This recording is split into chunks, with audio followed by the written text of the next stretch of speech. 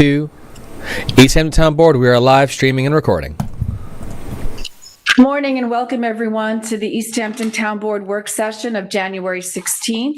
Carol, if you could please read the roll call. Councilmember Flight. Present. Councilmember Lees. Present. Councilmember Rogers. Present. Councilmember Alderpina. Present. Supervisor Burke Gonzalez. Present. If everyone would please stand for the Pledge of Allegiance. I pledge allegiance to the flag of the United States of America and to the republic for which it stands, one nation, under God, indivisible, with liberty and justice for all.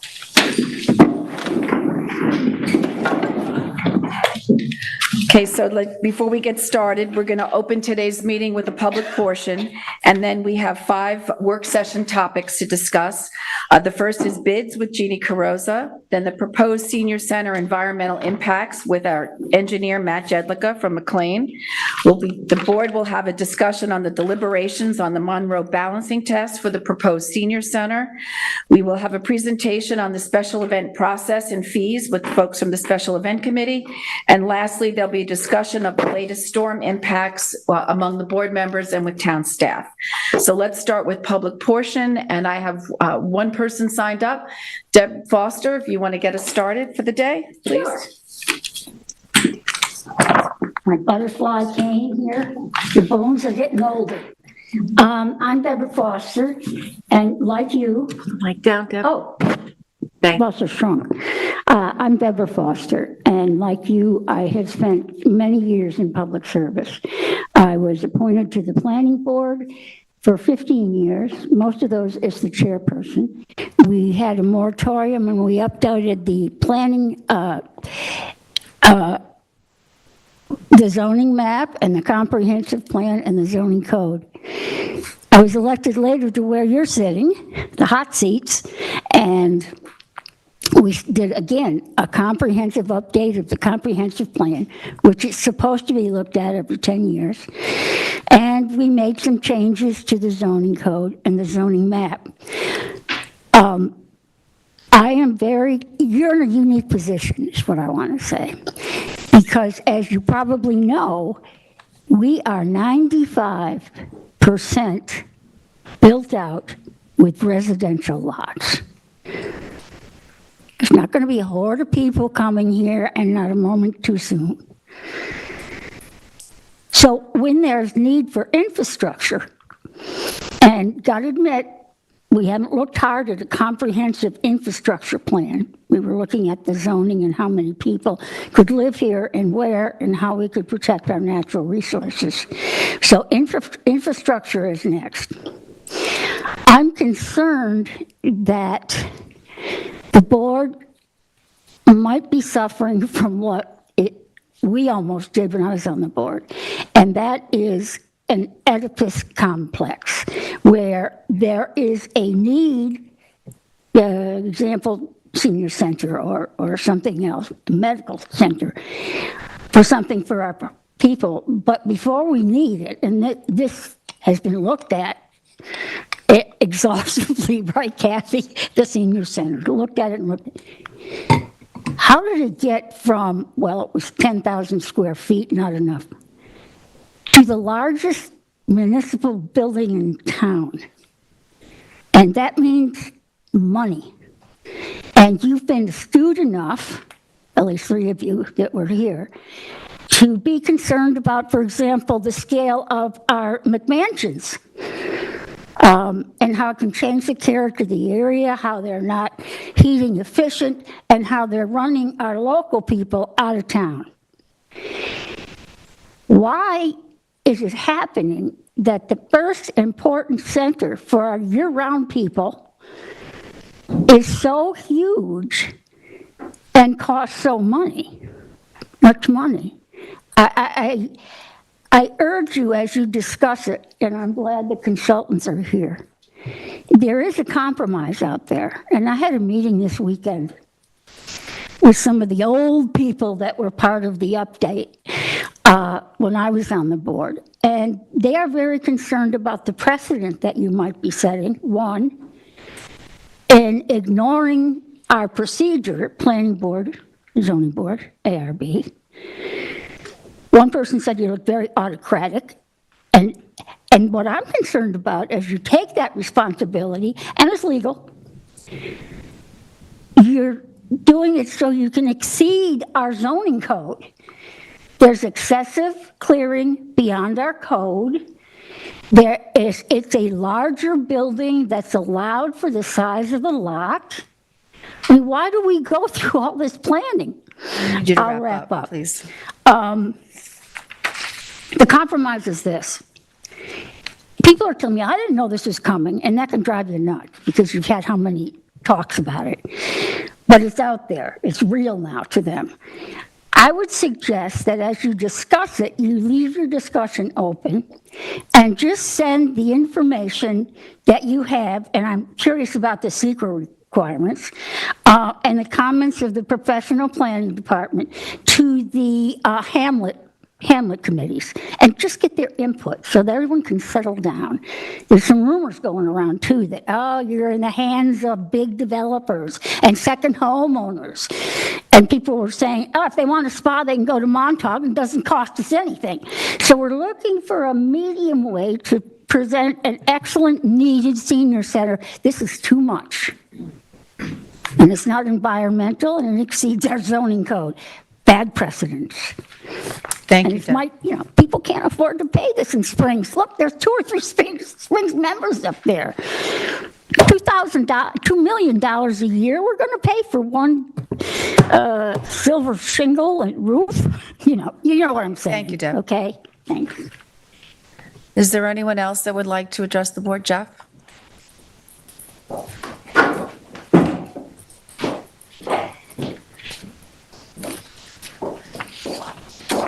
Jeff, we were generous at the public hearing, so if you could I'll be just, quick, yeah. it's a Thank you. robust. I didn't intend to speak, so I'll be pretty quick. Thank I just wanted to add a couple of comments to my comments that I made at the last meeting. The town board, not necessarily this town board, but over the years, does not have a great record of managing recreational facilities.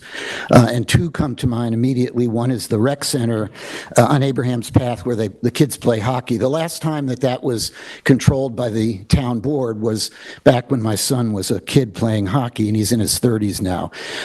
It was quickly handed over to private groups to manage because the town wasn't capable of managing it. And it's in the hands now of Sport Time because the town can't manage it. And the second recreational building that you dealt with over the years was the YMCA building, about which there's been some comment. That too was a joint venture between the town and the village. Neither could manage it properly. You didn't have the bandwidth. You didn't have the employees that could handle it. So it was turned over to the YMCA, a much bigger organization, and they've had difficulty managing it over the years. And I might add that there's been some talk that, well, that building's 21,000 square feet, big building. It is, but it's on 2+ acres with 60+ parking spaces. And the reason that it can occupy that small an area is because part of the building is a 2-story building, which is something to think about because your plan spreads out a building over almost 7 acres and requires, as my recollection is, the immediate clearing of like 4.7 acres, which is right now woodlands and with a lot of wildlife. Another concern that I wanted to raise to you is that you've eliminated the daycare facility from the senior center. I've spoken to many seniors who advise that it is necessary, and I don't know why it was taken away. It seems to me a cruel decision. I've been in that daycare center, and those folks need it. Another concern is that you've eliminated the food pantry, and you've replaced it with Meals on Wheels, a great organization, but a private organization, not for profit. Don't understand that because putting in a food pantry was a driving policy concern about a new senior center. Instead, seniors got to wait outside to get free food. Again, doesn't seem like a good decision. The commercial kitchen for over, recollection, $560,000 for a commercial kitchen seems to me to invite catering, weddings, events. Something's going on with a kitchen of that size. I've looked at some limited attendance figures. There's nothing near the attendance of the senior center that would justify that kind of expenditure. So I just wanted to add those comments, and I would, again, I'd echo Deborah Foster's comments and say, I would hope you would keep your record open on both the Senior Center and the Monroe discussions and not conclude them, and circulate this to the CACs and give it some time and thought and allow for more public comment. Thank you. Thank you, Chair. Sheila?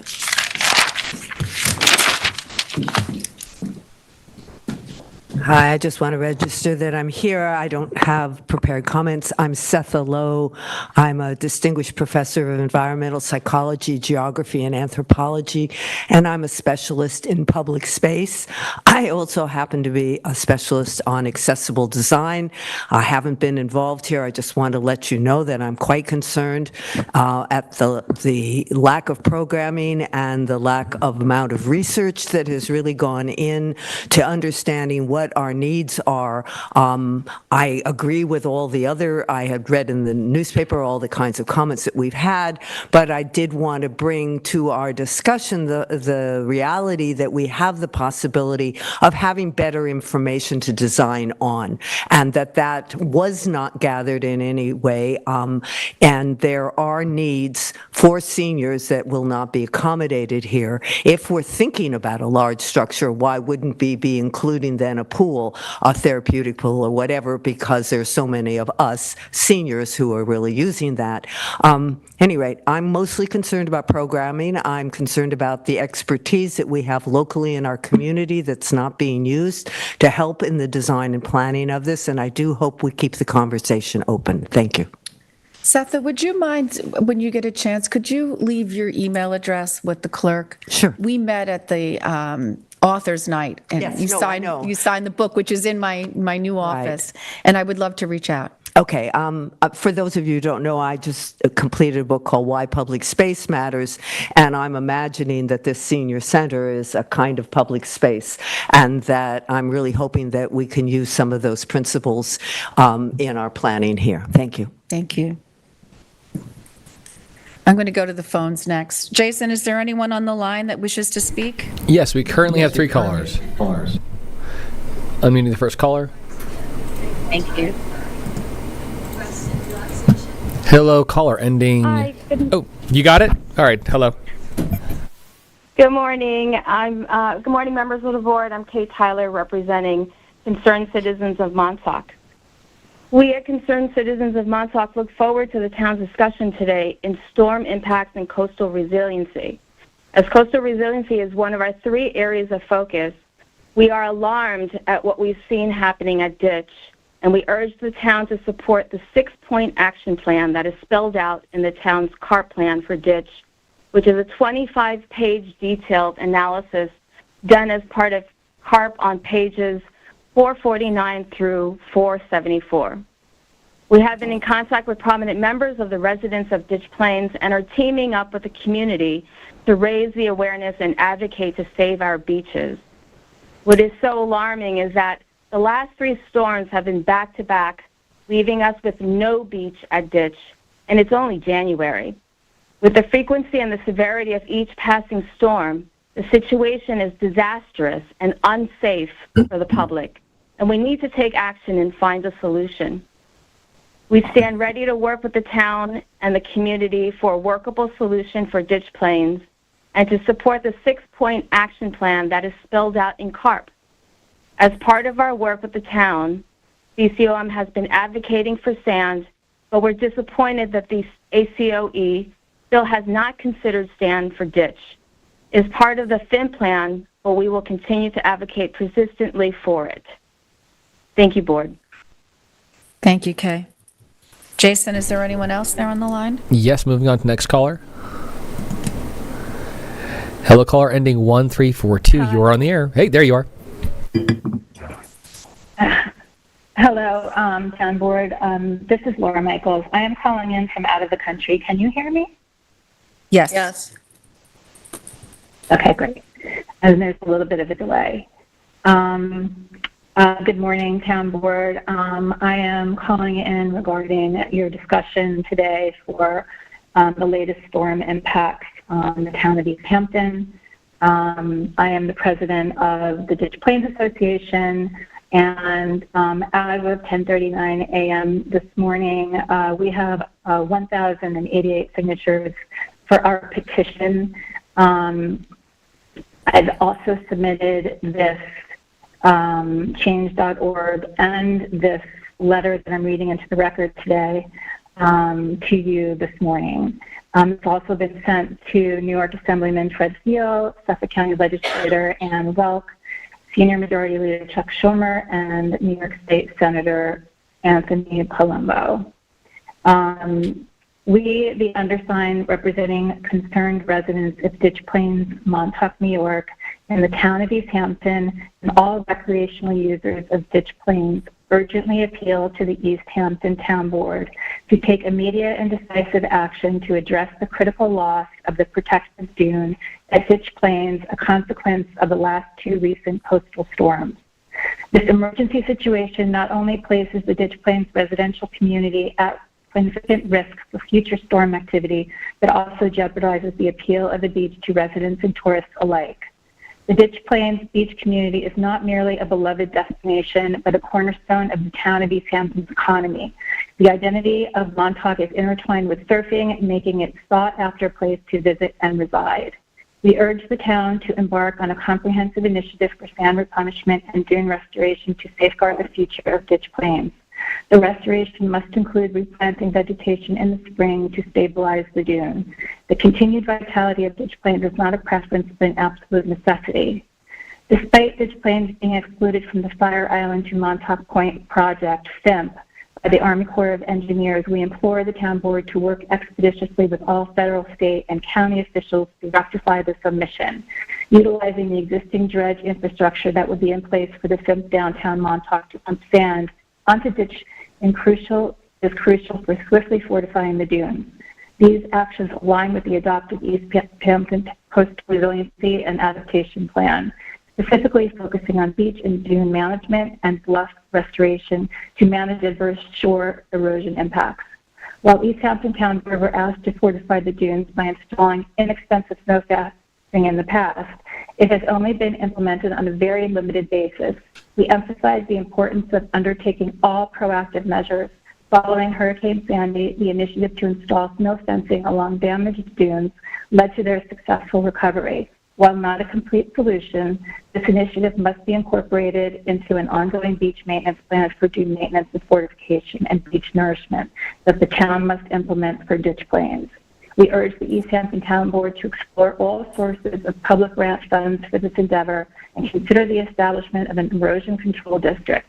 However, such consideration should not cause any delay in utilizing East Hampton Town funds for immediate action to address this emergency before the next storm. Therefore, we request swift action by the East Hampton Town Board to address the dire and urgent conditions at Ditch. We also would like to state that if there is a next storm, it will end up on DeForest Road. There's no protected dune now, so we really need to get some berms created or some dunes created there immediately. We also have a ton of garbage, meaning like old junk and car parts and things that have washed up on shore that need to be removed off of the beach right now so that the next high tide doesn't take those and bring them back out so that surfers can be injured or swimmers can be injured in the water. Thank you for your time. I appreciate your concern. I know that we can work together to create some kind of an emergency situation plan right now to be implemented. Thank you, Laura. Laura, just before you go, I hope wherever you're at, you'll be able to tune into our discussion at the end because those issues that you're bringing up are the point of the discussion. Great, absolutely, yes. Okay, so I hope you'll be able to hear us. Okay, thank you. I will. Thank you, Laura. Jason, is there anyone else on the line? Yes, we have two more callers left. Thank you. Hello, caller ending 3763. Yes, that's you. Yes, this is Brad. Thank you. This is Brad Brooks. I'm a former member of the town's Energy and Sustainability Committee. I'm calling in again just with a few of my concerns. First of all, the design of the building. It doesn't seem to be very green or efficient. It's not quite clear why the size of it keeps going up. I mean, originally, the town was about 16 to 18,000 square feet. And I'm hoping that you can sort of get back to that range. That would save, I think, some money.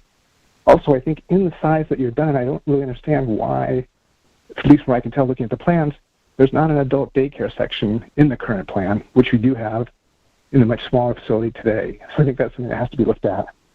I think the other thing I've brought up in the past is that affordability for housing is a big problem in our area. And I don't really see why 7 acres of land should be used just for a senior center. I'm still confused looking at the past plans why something couldn't be done at the current site. I think the big issue is something I think really needs to be, the whole thing needs to be looked at this point. And I think given you have a new board member who has the planning department experience, he really should be put in charge of this. And I think, unfortunately, you probably should be putting out RFPs for new architects at this point. I think, hopefully, the town likes to talk about doing things locally. In this case, we have architects from New York City and Chicago. I'd like to think somebody with green building experience could be chosen to work on a plan locally. So I think those are my major issues today. But as in the past, I really hope that a plan that's gone from 10 million to 32 million can somehow find a medium ground that can work for everyone. Thanks. Thank you, Brad. Jason, Okay. you said you had one more speaker? So far, yes, and unmuting now. Caller ending there you are. Can you guys hear me? Yes, we hear you. Yes. Okay, great. Hi, Susan Bratton calling. I'm a 23-year resident of Amagansett, around the corner from the proposed location. And I'm calling to voice my concern around two primary things. One is conversation, and the second is data. I think we need a lot more conversation.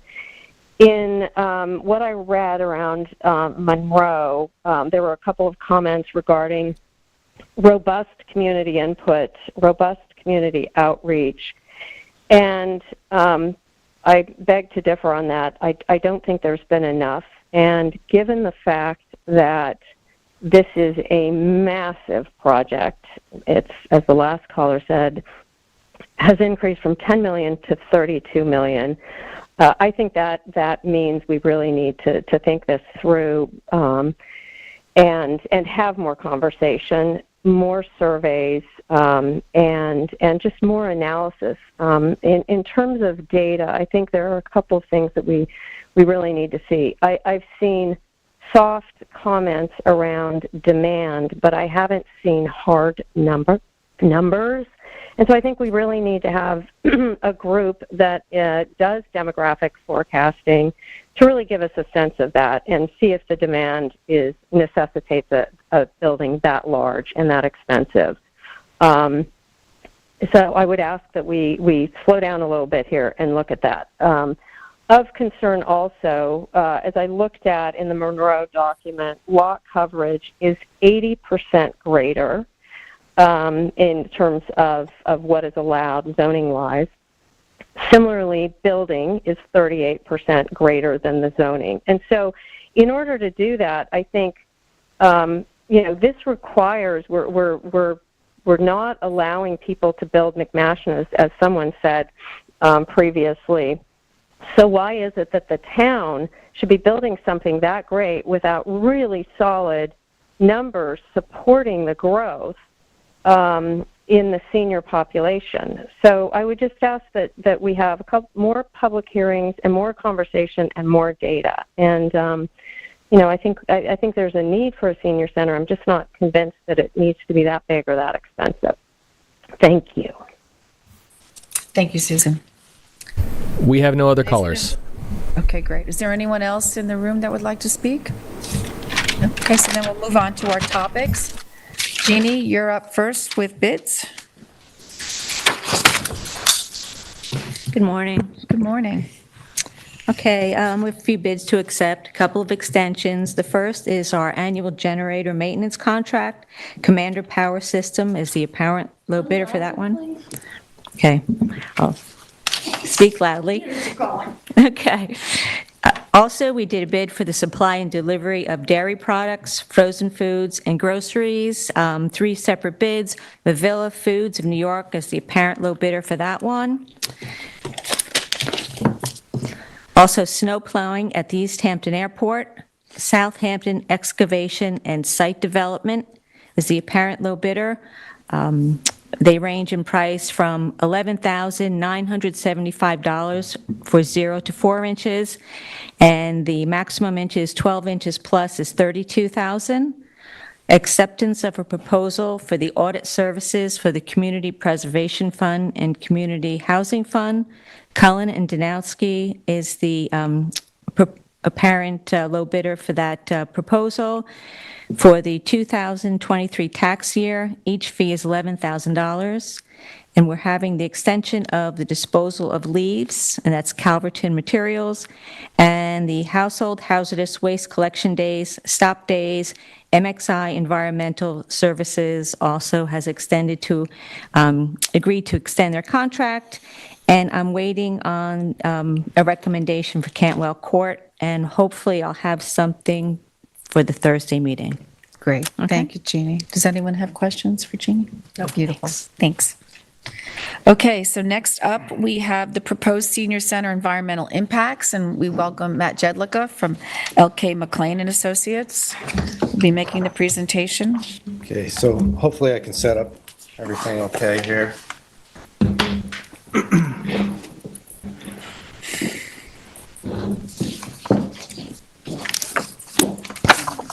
Ask folks to load before. Share my screen. He did, he's got it. Okay, good.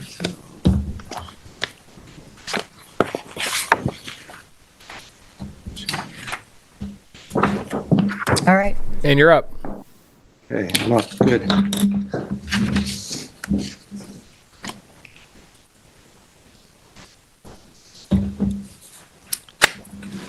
Okay, so good morning, Supervisor and Town Board members. I'm Matt Jedlicka from LK McLean Associates. Matt, just bring the microphone a little bit closer to you. So I'm Matt Jedlicka from LK McLean Associates, also known as LKMA. We're a consulting engineering firm from Brookhaven, New York, the hamlet of Brookhaven, New York. We were established in 1950.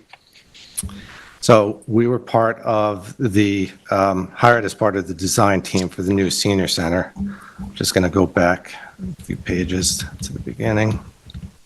So we were hired as part of the design team for the new senior center. Our scope of work includes the civil engineering, sanitary design, surveying, traffic impact assessments, the environmental review, and I'm here today to address the environmental impacts of the proposed new senior center.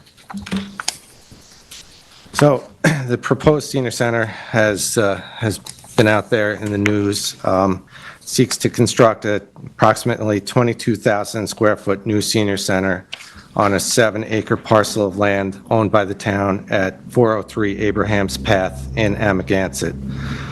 This project also includes subdividing that 7-acre parcel from a larger, approximately 14-acre parcel, and that remaining 7 acres is going to remain undisturbed.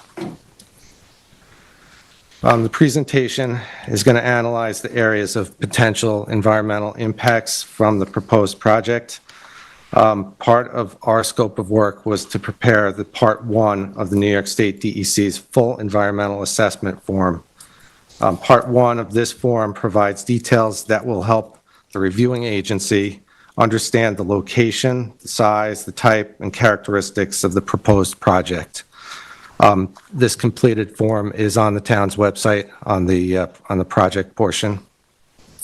The form covers environmental impacts to the land, groundwater or surface waters, plants and animals, transportation, energy consumption, site lighting, among other impacts. It's designed to help you understand all potential resources that could be affected by the project and identify the significance of the impacts to the environment. So the impacts to the land, we'll start with that. As part of the project, as stated previously, the 7-acre parcel is going to be divided from the larger 14-acre parcel.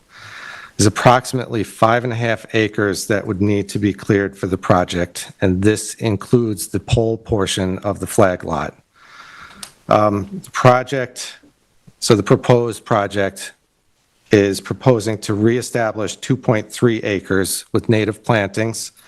This includes 80 trees, as well as shrubs, grasses, and wildflower areas. So after the project is finished, out of the 7 acres, a total of 3.8 acres, or 54% of the property, is going to be planted or undisturbed. So I should note that the project does not include any permanent irrigation. There's going to be temporary irrigation that's used just to establish the plants, but there's no permanent irrigation proposed. Also, as part of our scope of work, it included a geotechnical investigation with 7 soil borings that were done last May. The borings were between 26 feet and 30 feet in depth. Groundwater was not encountered during the soil boring operation, and it's estimated to be approximately 50 feet below grade. So as far as impacts to the groundwater, we're proposing a nitrogen-removing IA sanitary system, and considering the depth of 50 feet to groundwater, it's not likely that this sanitary system is going to have any impact on the groundwater. There's also no surface water on the property, and there's no surface water on any adjacent properties that could be impacted by this project. The proposed grading of the project has been designed with the intent to limit the amount of earthwork required on the project. And in order to limit the amount of erosion that could occur during construction, a soil erosion and sediment control plan has been prepared in accordance with the New York State DEC Stormwater Design Manual. The project will also include a stormwater pollution prevention plan, which is also known as a SWIP, and that includes temporary measures that limit erosion during construction until vegetation has been reestablished on the property. So as far as aesthetic impacts in the land, the proposed senior center will be set back 700 feet from Abraham's Path and will not create any sort of visual impact from the road. It's not expected that there'll be any air quality or noise impacts from the completed project either.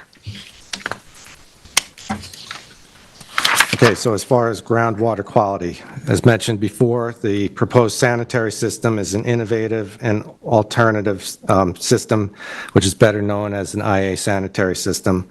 These reduce the nitrogen levels in the wastewater before it's released into the ground. As far as the stormwater will be retained on site using subsurface leaching structures and catch basins.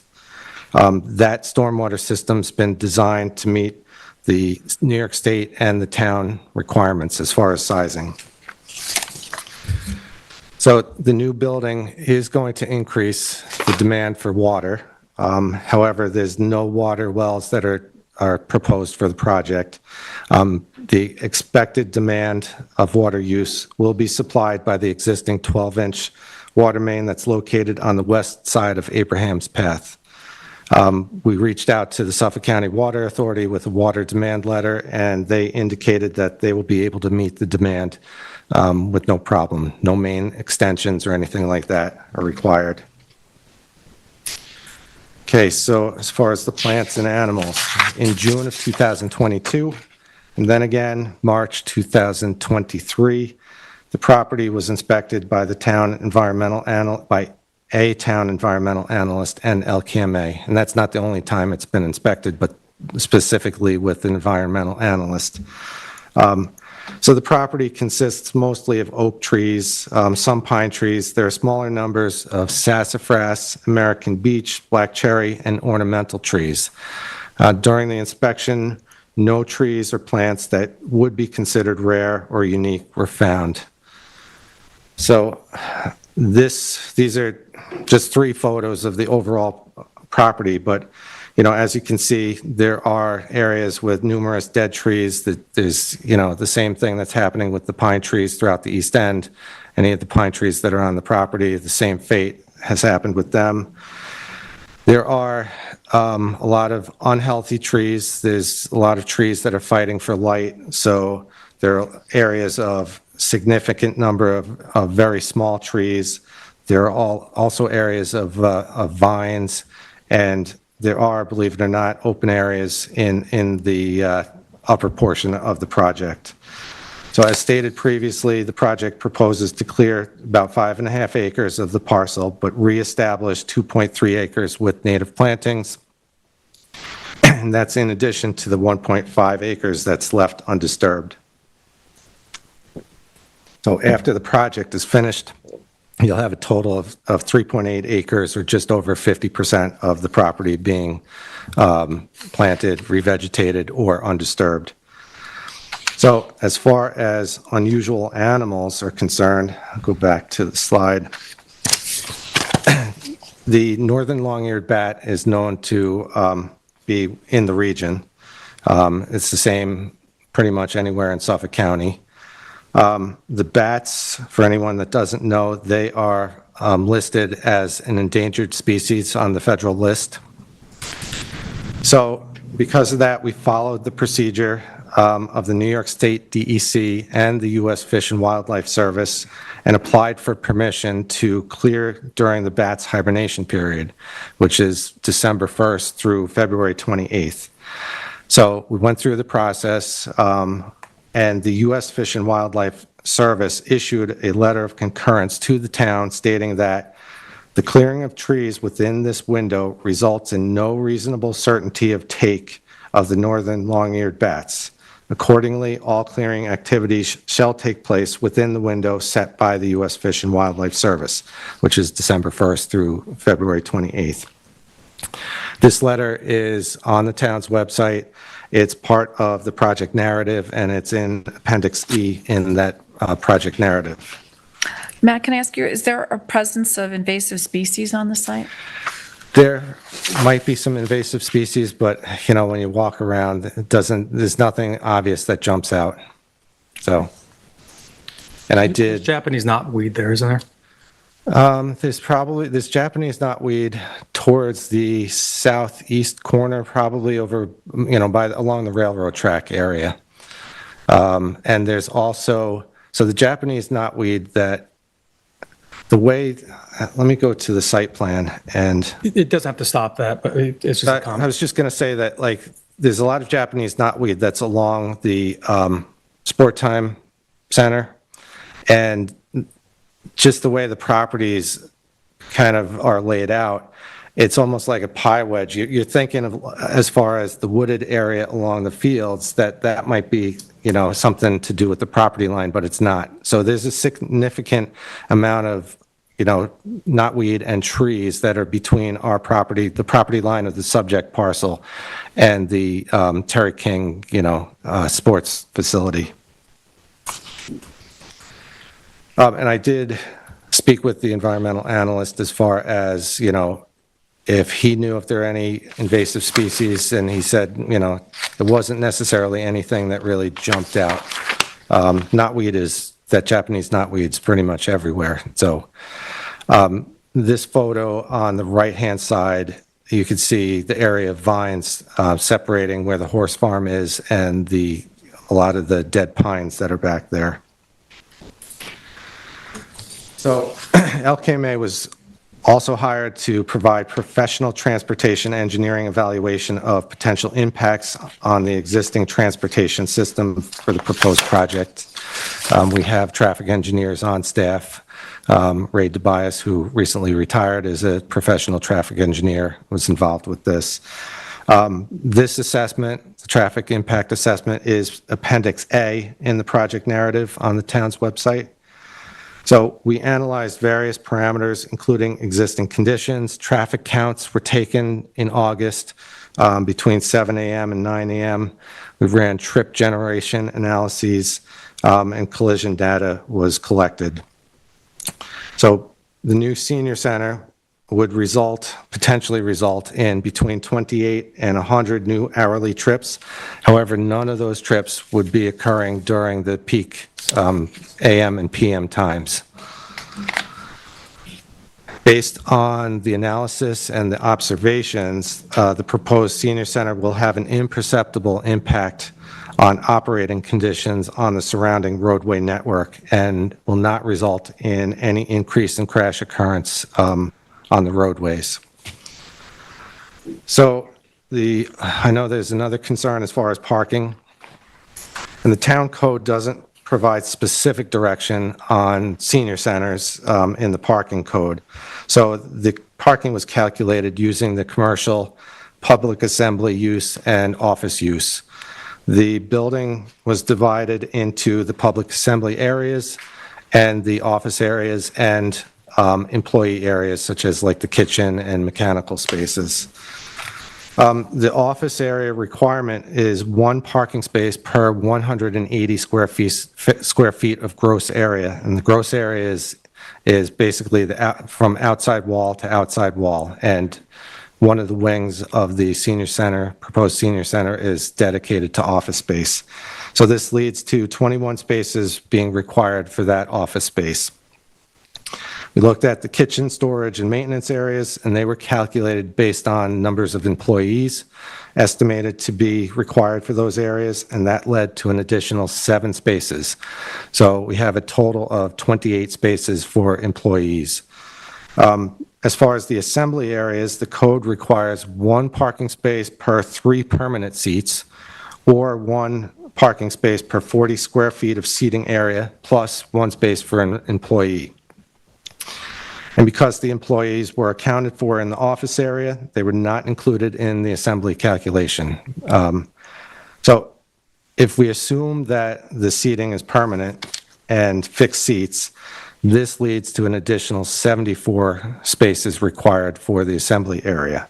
So in that scenario, assuming fixed seats, that leads to a requirement of 102 parking spaces. If you look at the assembly areas and figure that it's going to be calculated based on the assumption that the chairs and tables are movable and can be put into storage, and you use the 1 per 40 square feet, that leads to 212 additional spaces being required. So in that scenario, there's 240 spaces required for the facility.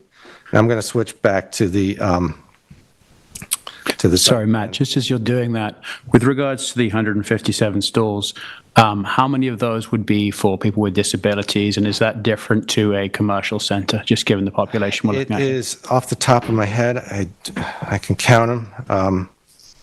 We got 1, 2, 3, 4, 5, 6, 7, 8, 9 ADA spaces in the front of the building. And that would be based on the code requirement. So this scenario, this site plan has 157 spaces.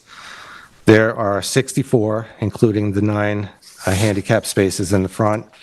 At the front of the building, there are 43 spaces at the rear of the building, and there are 50 spaces as overflow parking along the entry into the facility.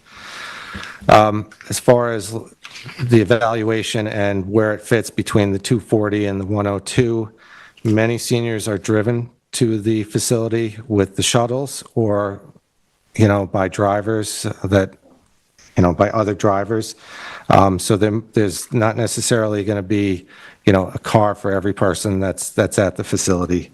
And Matt, that's also the reason for the needing that driveway that leads it directly to the building and the size of the overhang. Yes. That comes out, so the form is based on the function of needing to protect people while they're getting out right into the main entrance. Right, so that area in the front of the building where the entry is, the entrance, it's noted here as the entrance drop-off with bollards. So the bollards are to protect the building, but there is a dashed line that kind of comes out into the roadway. That's the roof covering.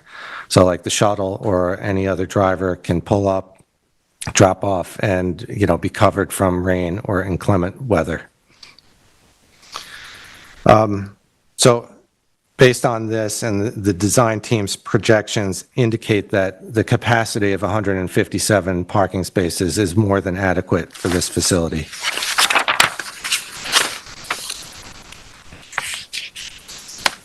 So as far as energy consumption, the project is continuing to pursue the net zero energy building. So this means that that energy is generated on-site using clean, renewable resources in a quantity that's equal to or greater than the total amount of energy that's consumed on-site. The proposed kitchen is all electric. Everything else in the building is highly efficient. The heating and cooling is going to be using a highly efficient geothermal system. There's no fossil fuels proposed for the building, with the exception of the emergency backup generator, which would be a natural gas generator. So this project does support the town's goal of 100% renewables by 2030. As far as the site lighting, the project has been designed in accordance with the town's regulations and codes. The proposed exterior lighting fixtures are a low color temperature LED light. That's the warmer 2700 degree Kelvin light fixture. The fixtures are full cutoff fixtures and are international dark sky approved.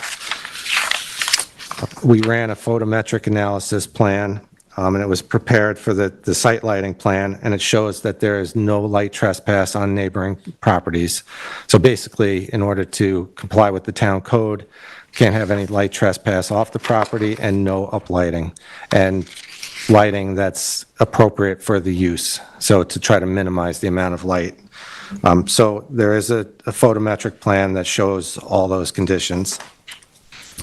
I also want to mention that there's no important historical, archaeological, architectural, or aesthetic resources that are currently on the site or in the immediate area on the adjacent parcels. So we've seen this plan before. This is the current site plan, and it's open for discussion if anyone has any questions or comments. Does anyone have questions for Matt? Matt, what do you think the added costs just by the location of having that flag on there being so lengthy and the service runs that are needed to the project? I can't necessarily put a dollar value on it, but you know, this site is the building is 700 feet back. So up the pole, we have to bring the electric, the water, being domestic, and fire suppression water. Because there's going to be an emergency backup generator on site, we have to run a gas line up that line, and you're going to have 600 feet of clearing and paving and all that sort of stuff. But again, I as far as the actual cost of it, I don't really have those numbers. But it does add to the cost. So also, I want to ask, since there's an emergency generator, this facility would be able to use as a heating or cooling center? Yes. In terms of storms? Yes, the emergency generator should be sized to, be able to handle the heating or the cooling of the facility. I have a follow-up question on that. If natural gas is only being used for the generator, would propane be another option? Propane is another option. We could have buried propane tanks rather than, running a gas line up there. So the emergency generator here has LP tanks that are buried. So that's the option. The other option is a diesel generator, but in our experience, as far as efficiency, noise, and all that stuff, the LP, which is liquid propane, or natural gas generators are much better. They're much more quiet than the diesel. And then the diesel, you're introducing a fuel source that's in a tank, and then that tank has to be registered, and that's a potential environmental impact, having a day tank of diesel fuel sitting on site. Yeah, I certainly wouldn't advocate for diesel, but propane, just on a cost basis alone, if it had the capacity and were possible. I'm not an expert on the subject, but it seems like it might be something to look at. As far as that, we can have the engineering team from R2, and they have consulting engineers doing all the mechanical engineering. Just look at trying to keep the facility open for 2 or 3 days, whatever it is, and can we have enough capacity with usually it's probably 2 LP tanks, possibly 3, something like that. But again, we're either going to have the tanks sitting on a slab, which is exposed and a visual thing, or they're going to have to be buried like they are here. But that's something else that would have to be excavated and buried. My concern would be capacity. I think 2 or 3 days is very conservative. Right. For the types of hurricanes and stuff that we see. You know, in many instances, anytime there is natural gas utility at the street and somebody wants to have the option of an emergency generator, that's always the route they go, is connecting to the LP or connecting to the natural gas at the street. And as far as running that gas line up the pole of the flag lot, it is a 600-foot length, but it's not going to be a gigantic gas line. So that shouldn't add a tremendous amount of cost to it, because there is cost associated with the tanks too. So, Would it also be able to keep the kitchen running? well, the kitchen is, so I am not sure the answer to that question. I'd like to see what size generator we would need for that. We've been talking about that. We had a meeting actually last week on IT, AV, and the emergency generator. And, you know, there's obviously, we've got walk-ins, we've got freezers. The plan was definitely the kitchen, definitely the staff wing, and the dining room, but we may or may not size it to do the wellness activity wing, because in an emergency, we felt that it was really, the offices need to be running, the kitchen needs to be covered, as well as the dining room. The large space, yeah. For heating and cooling, or warming center. Cool. Matt, one thing, just on the plan, I don't see, and just go from wrong, is there an area for electric charging of vehicles? Yes, there is a plan, Okay. EV chargers. Some of the human services, their vehicles are electric. So we've got EV chargers now at the center. But yes, that's in the plan. Great. So the answer is yes. Thank you. 2 questions on that for you. One being on the Abraham's Path recreational facility site, there's a transformer that was installed probably about 20 years ago for the use for the indoor recreational facility. That transformer can or cannot be used for this site. So we were involved in that project in the transformer, and I've met with representatives from PSE&G, and that transformer cannot be used for this particular site. So PSE&G, we're proposing 3-phase electric, which is much better as far as the higher loads and that sort of stuff. And 3-phase, so when we did Terry King, 3-phase is just north of the entry into the Terry King facility.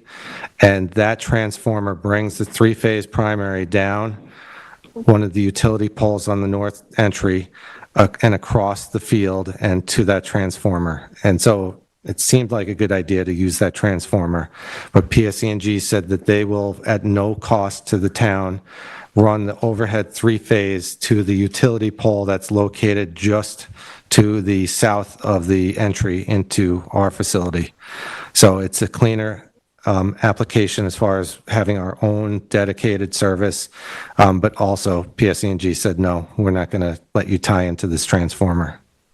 Initially, the geothermal, what's the length of service do you think that can come from a geothermal?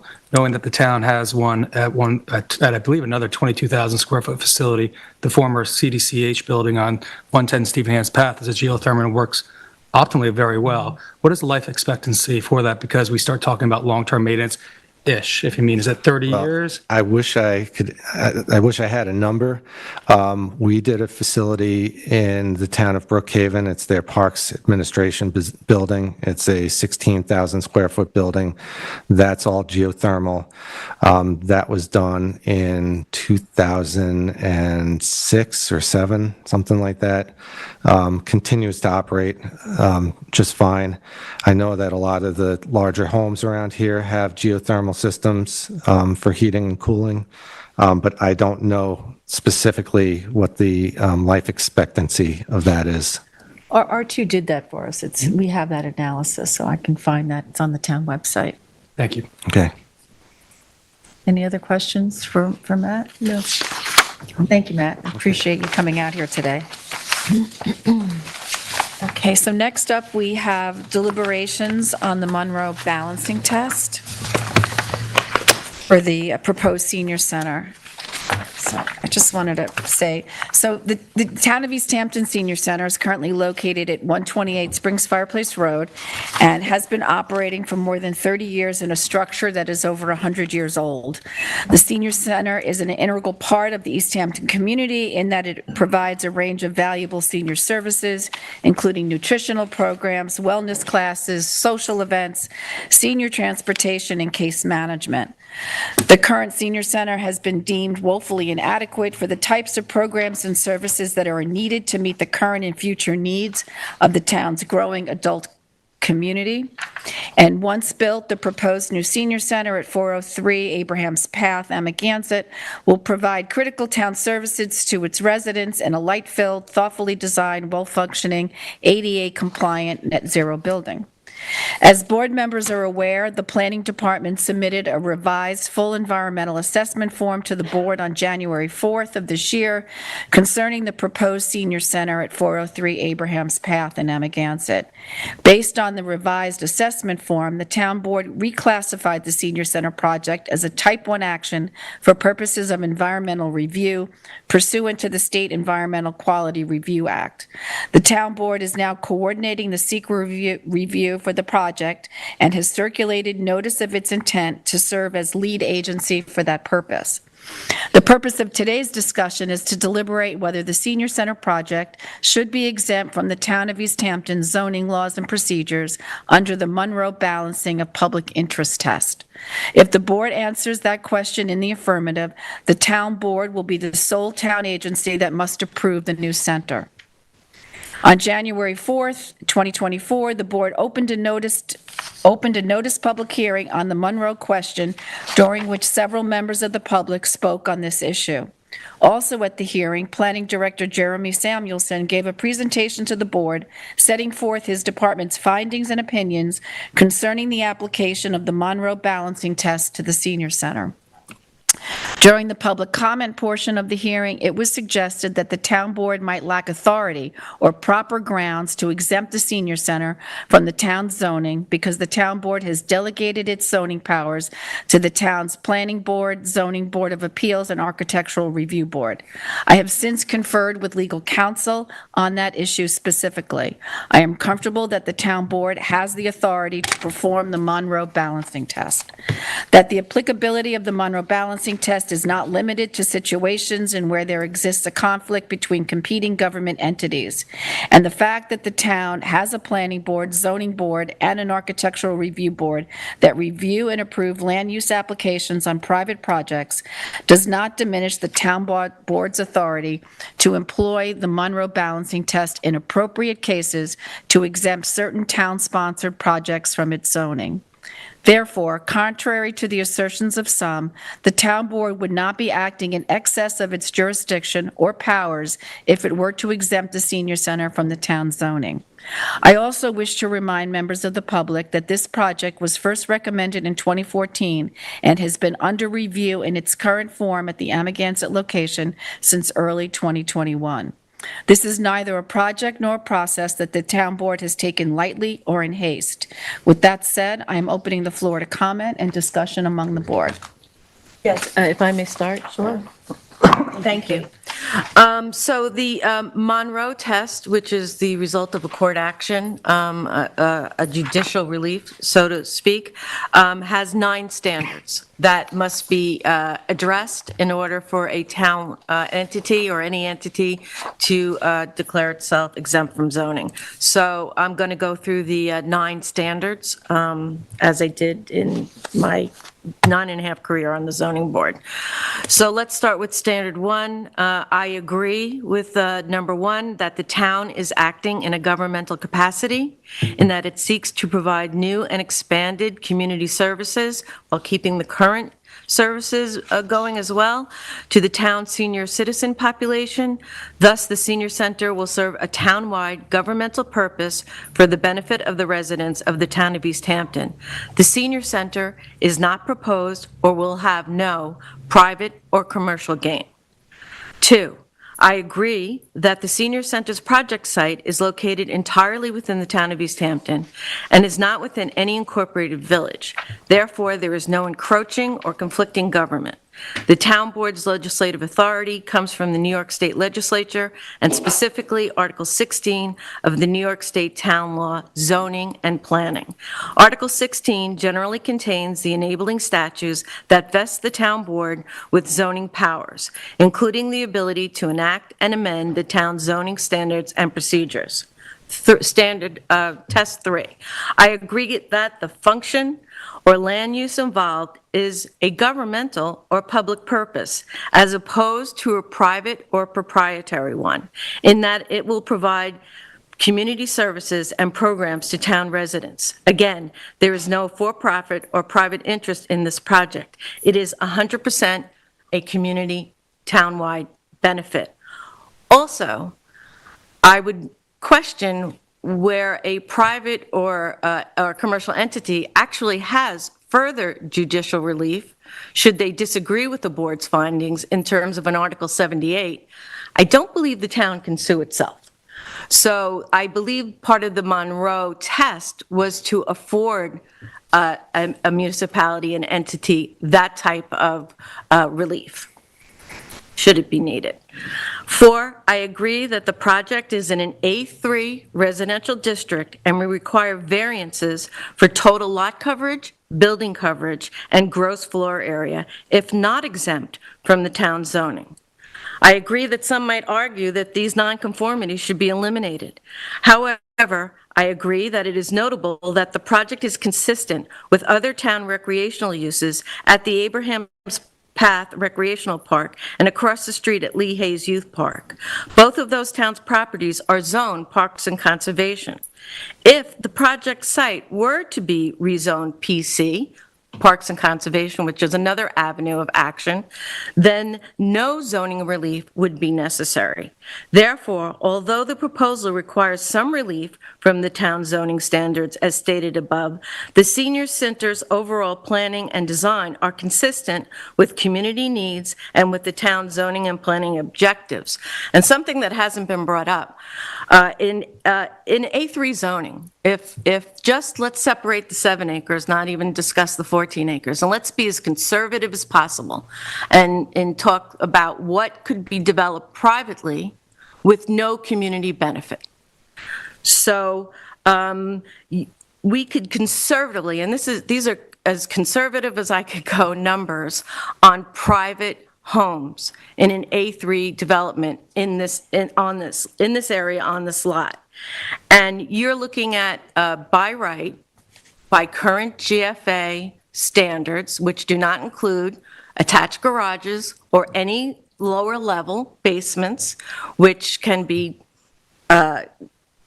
or does the code have any provisions preventing someone from digging out below grade to have an entire back or one side of the primary structure exposed in this area? So in that scenario, you could build 2-lot development, would be up to 40,000 square foot in GFA. Conservatively, again, and this number could be quite expanded, not even considering the flag lot or any other expansions, you were looking at 2 private houses with no community benefit could have upwards of 74,998 in total lot coverage. So I think that that is a discussion that I have not heard anybody bring up. Also, the adjacent town-owned property, which operates as playing fields and an indoor inline hockey rink, the structure that was built with site plan approval over the indoor inline hockey rink is 25,000 square foot. And there is an additional building of 480 square foot on that property. Diagonally across the street is a town-owned park, Lee Hayes. It is 100% cleared. A private property that is adjacent to the rear of the subject property is just over 10 acres, operates as a horse farm, and is totally cleared. And finally, a private property tennis club that is 100% cleared is across the street as well. The Long Island Railroad also borders the subject's property to the south. The final numbers on this project are 54% of the lot will be cleared. Number 5, I agree that the current site no longer meets the needs, and expansion would be limited by a park easement. And for folks, there is a dedicated park on the current senior center property, which was 30 years ago a bar for the folks that worked in the area, in the industrial area, and sits across from an active industrial area. The current site no longer meets the needs, and expansion would be limited by a park easement, and the traffic flow issues would still exist. The existing center operates on roughly 2 acres and consists of a main building and an office trailer. The current facility is too small for adapted reuse, and the property itself is too small. Even if the town were to raise the existing center and completely redevelop the site, nonetheless, the Senior Building Committee, which was part of this process, which was a committee made up of citizens within the town, initial proposal to the town in 2016 attempted to present a redevelopment concept to meet the numerous needs identified through the public outreach. Ultimately, the town moved away from redeveloping the existing center at 128 Springs Fireplace Road in favor of the project site at 403 Abraham's Path. The project site the town has selected provides ample land area, plus 7 acres, on which to provide the needed facility and open space that are lacking at the existing center. The proposed location also meets the demand for a senior center that is centrally located and accessible by public transportation. We have, for example, the Senior Transportation Program, which is a door-to-door service. The new location is easily accessible also from back roads in the town and will avoid much more highly trafficked commercial roads like Springs Fireplace Road, where the current center is located. And if you use that road on a daily basis, it's a competition with some very large industrial trucks and traffic. In addition, the location of the proposed senior center is directly adjacent to Abraham's Path Recreation Park. This allows for clustering of community services and amenities in one general area that is, again, centrally located and accessible by public transport. Moreover, the proposed location is consistent with the immediately surrounding recreational uses, as I just mentioned, on Abraham's Path, which include the Abraham's Path Recreation Park, Lee Hayes Youth Park, and Sport Time. This is in contrast with the location of the existing center, which is surrounded by residential and industrial land uses. The town previously considered whether it could repurpose the Child Development Center of the Hamptons on Stephen Hance Path. And I'm sorry, what is the size of that building? I thought it was about 22,000 square foot building. 22,204, I believe. Specifically, after giving tours of this CDCH building, it became clear that the building and location were not optimal for several reasons.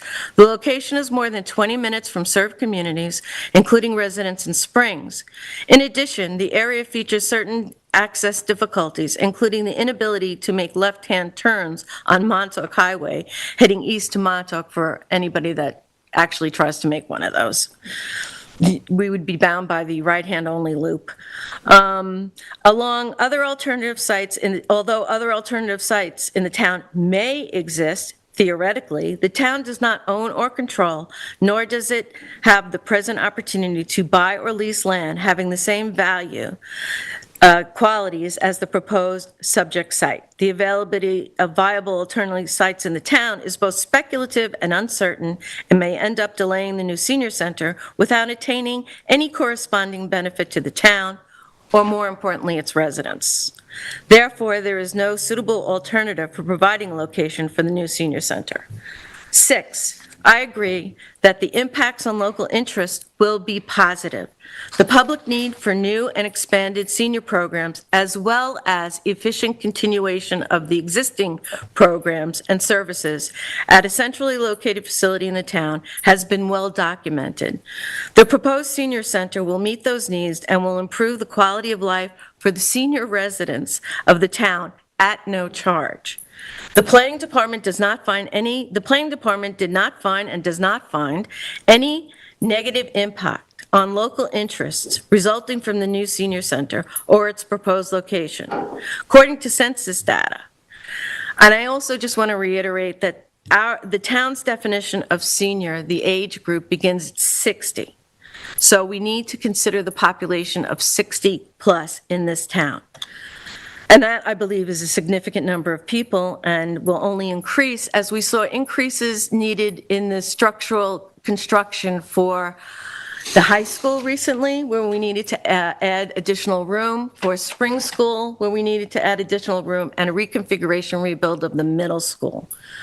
The argument that I heard that seniors die fails to speak to the flow of aging. In other words, seniors are not a finite set. I agree that there is no alternative method providing the proposed improvements for the reasons stated above. The proposed plan is one that will have the least environmental and visual impact as a one-story net zero structure with a robust revegetation plan with native species and grasses and 80 trees. And because of the topography, which I did walk before this project was developed, I walked every part of this property. And because of the topography and the nature of the lot as a flag lot, the senior center will be set back much further along the street than any of the immediate uses that have already been developed in that area. The design for a single-story structure that is broken up into 3 hallways that meet in the middle and that will further break up the massing of the structure and will lessen visual impact. It is not true, it will not use daily irrigation for landscaping, and without the 7+ acres, there would be little to no possibility for outdoor activities for people, including ADA accessible trails. 8, I agree, and again, I note in this section that senior is 60 years, defined as 60 years plus by the town. The public interest to be preserved by the proposed senior center is significant. East Hampton's population is older, on average, than that of Suffolk County, New York State, or the United States. The town's population has consistently trended towards an increasingly older population, as noted in each U.S. Census between 1960 and 2020. That is a robust record. According to the most recent census in 2020, the total population of East Hampton Town, the percentage that are seniors, and the median age each increased between 2010 and 2010. 2010 and 2020. And I assume, hopefully, with all good health, will continue to increase. In addition, and importantly, the needs of the population, residents 60 and over, are the fastest growing segment of the town's population. The town's own community planning assessment from 2017 further underlines this trend in the Hamlet Business District Plans, Town of East Hampton, which was adopted into our comprehensive plan, noting that, in fact, 35.1% of the town's population was then aged 55 years or older. In fact, the town's 50 to 64 and 65 plus demographics both increased by nearly 1,200 individuals during that study period. The data supports input from the Senior Building Committee and from stakeholders and residents and all of our town departments, not just the land use departments, but in this design, all of our departments, building and grounds, folks that clean things, folks that are responsible for the maintenance of our town buildings were included in the development of this plan. Additionally, further opportunities for input existed during the Monroe hearing on the January 4th and continue to exist in public comment, which I don't understand that a request for public comment to be left open, since public comment is always open to the public. And we seek your input, as always. Additionally, the town board can elicit additional input by referrals to its other land use boards, so it's not either or. Either you involve the land use boards or you never speak to them. That's a false assumption.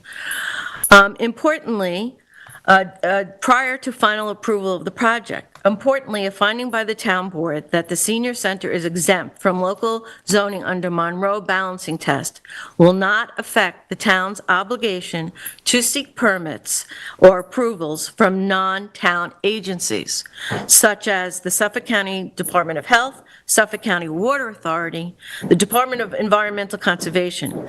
Accordingly, the town will still have to go through those non-town agencies as necessary. So that's number 9, that last point on the balancing test. Therefore, I would support exempting this particular project, and this is the only one we're talking about, from zoning. Thank you. Thank you, Kate. Who wants to go next, or? Go ahead, sir. Okay, I'll go next. I think that, look, I'm new to the board, I'm new to this project.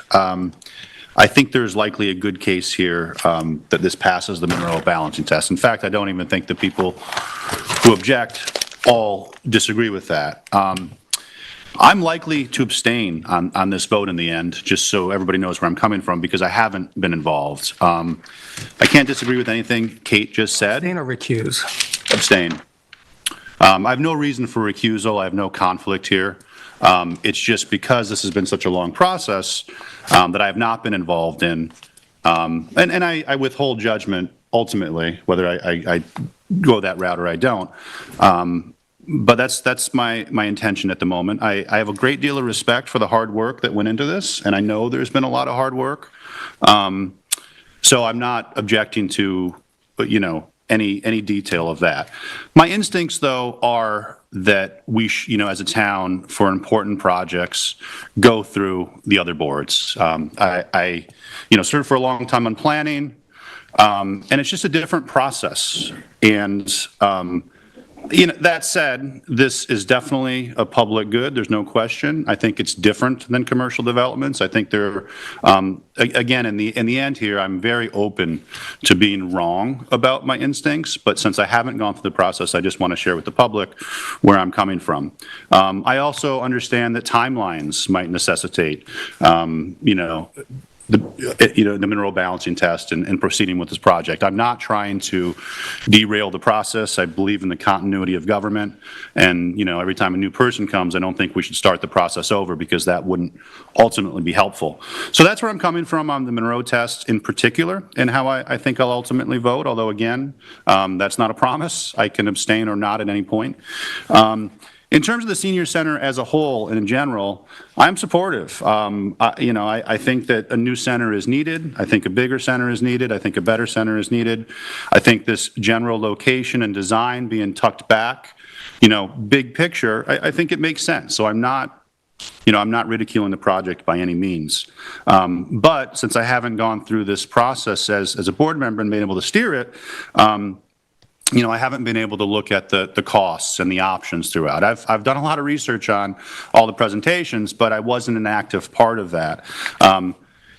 Look, I realize it's really easy to, with broad strokes, say, oh, why not make it cheaper? Again, I could be wrong. I have a great deal of respect for the work that has gone into it. I trust that people have looked closely at that.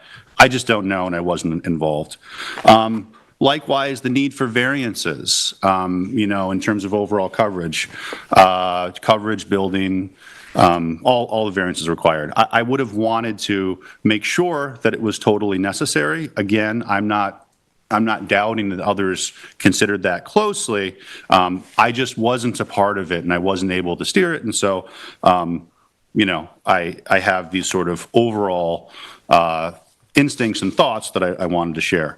Again, I think that this is certainly a public good. I think we need a senior center. I think this has been a long process. I do think the public's been involved. So I'm not, there's no slight at all to anybody who would vote to have this proceeded. And again, I can't disagree with anything that Kate just said or Kathy said earlier. It's just I'm coming at this from a little bit of a different place. So that's how I feel about it now. As I said, I've been researching it a lot. We'll see how this vote goes in terms of the Monroe balancing test, and then ultimately, proceeding with the plan. But I'm likely to abstain for all the reasons I just listed. All right, thank you, Ian. So, like my colleague, I'm relatively new to this board. I do have the remit of human services that falls as my liaison. So I've had the opportunity to spend some time at the existing senior center, and I think those of you who have done so will really understand the need for this new center. However, I think one has to separate that from what we're discussing here, which is the use of the Monroe Principle to drive this forward. I understand the complexities of adopting this stance to this project. I also feel that as elected members of this town, it is our duty to try to deliver the best services for our community. My concern is, were we to use the Monroe Principle for this, what potentially becomes next? And I would also ask my colleagues who have been on the ZBA boards and the planning boards, what do you think we may miss by not going through those processes? And that's a question, I would like to hear from each of you on personally. As it stands, I am in support of the Monroe Principle. I do think the need is definitively there. I understand from earlier public comments that we may not be providing every service with this new senior center that we can. However, I do think, having reviewed the documents, that the due diligence has been done in providing the best we can in this scenario. Did you say you did support or didn't? I am in support of. You support the Monroe Doctrine? Correct. Test. Monroe test. I'm surprised. This might be the first time you see me in glasses. Oh, my goodness. Because I am. Shouldn't have pointed them out. Now we really see you. Well, everyone, because I'm getting older. And not just as myself getting older, so is my family's getting older, and so are my parents getting older. My parents have been out here since the 1960s. Across the street from here is where I learned how to ride my bike. My father actually opened up the road called Thomas Avenue, not called David's Lane. I don't know why not. It's Thomas.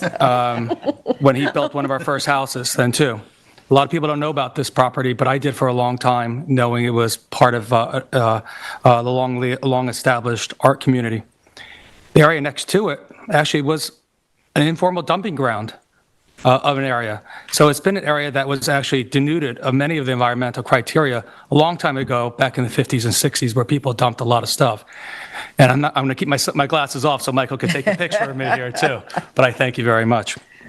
Going into the analysis, the nature and scope of the instrumentally seeking immunity, I do agree that the town has the acting governmental capacity to provide the expanded community service for the town senior center. So I agree with everything that Council Member Rogers stated. 2, the encroaching governmental's legislative grant of authority. The senior center is located entirely in the town of East Hampton, not in any village, any other hamlet, any other authority. So therefore, there is no encroaching conflict on the government.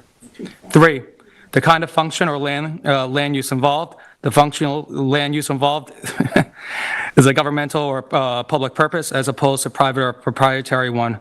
Yes, this matches number 3. 4, the legal effect land use regulation will have upon the enterprise's concern. The town has already received robust community input. This has been a project that's been out there longer than I've been on the town board. Former board members that were on this board debated this. Some even actually challenged it. Some even brought in outside entities to actually try to redesign it, potentially things that were not allowed at that time. If the project were to go through the zoning board, local approvals, I still feel that the project is still sound. However, it's notable that the project is consistent with other town recreational uses in the area, as Council Member Rogers did note. One of the things she did not note is that this property actually goes upon another governmental jurisdiction, and that would be the MTA. MTA has the right-of-way right next to it, and I think she laid out the adjoining properties very well there, including a 10-acre already subdivided, already managed, another type of recreational center being a horse riding location. Alternative locations. The existing center is old. I'm trying to remember the name. My mother told me because she used to go there back in the day, and I forget the name of the bar was. I did walk into the senior daycare center there initially. I almost fell through because the only thing protecting my foot going through was the rug.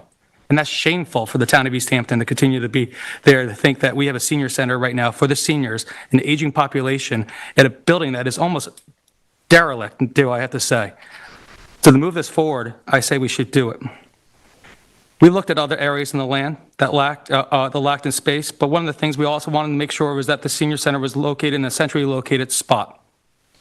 One of the things that was not noticed is that the nearest intersection to the large municipal highway, being Route 27, actually goes to an area where, yes, you can make a left-hand turn because it is the easternmost traffic signal in Long Island and in New York State. That makes it very easy for all the community members of the different hamlets, specifically Montauk, the Amagansett, the Napeague area, seniors to make a left onto the highway to get home in a very safe manner. So I do believe it's one of the optimal locations that we have. Impact upon legitimate local interest. There is a public need for the expanded senior programs. I look forward to continue those programs, but with those programs, you need size. And with size, you also need buildings that are built specifically for this, and I'll get into that a little later. Alternative methods of providing the proposed improvement, I don't see that being there.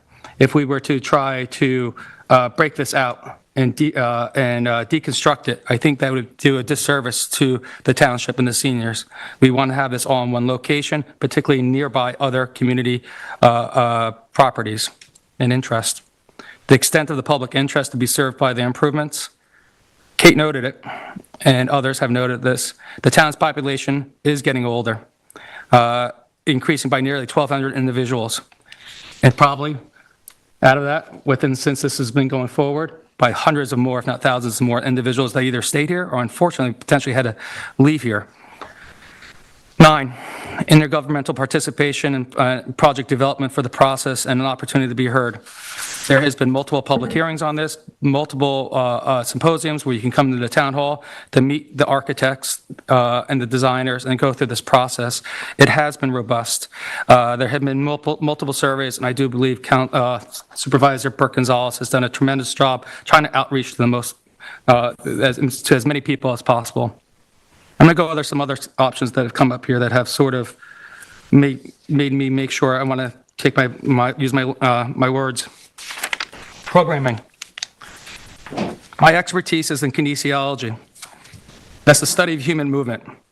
I'm more an expert in the study of human movement than I am as a town council member. So the design is appropriate. Seniors do not move as well as a 20-year-old, and sometimes a 47-year-old like myself cannot move as well as a 37-year-old. We all get older. We all want to make sure that we stay healthy. So programming is extremely important, and I do agree with one of the former speakers that was at the dais here, not the dais, at the lectern here, is that yes, we should look into adding more programs, but to do that, you have to have the facilities to do so.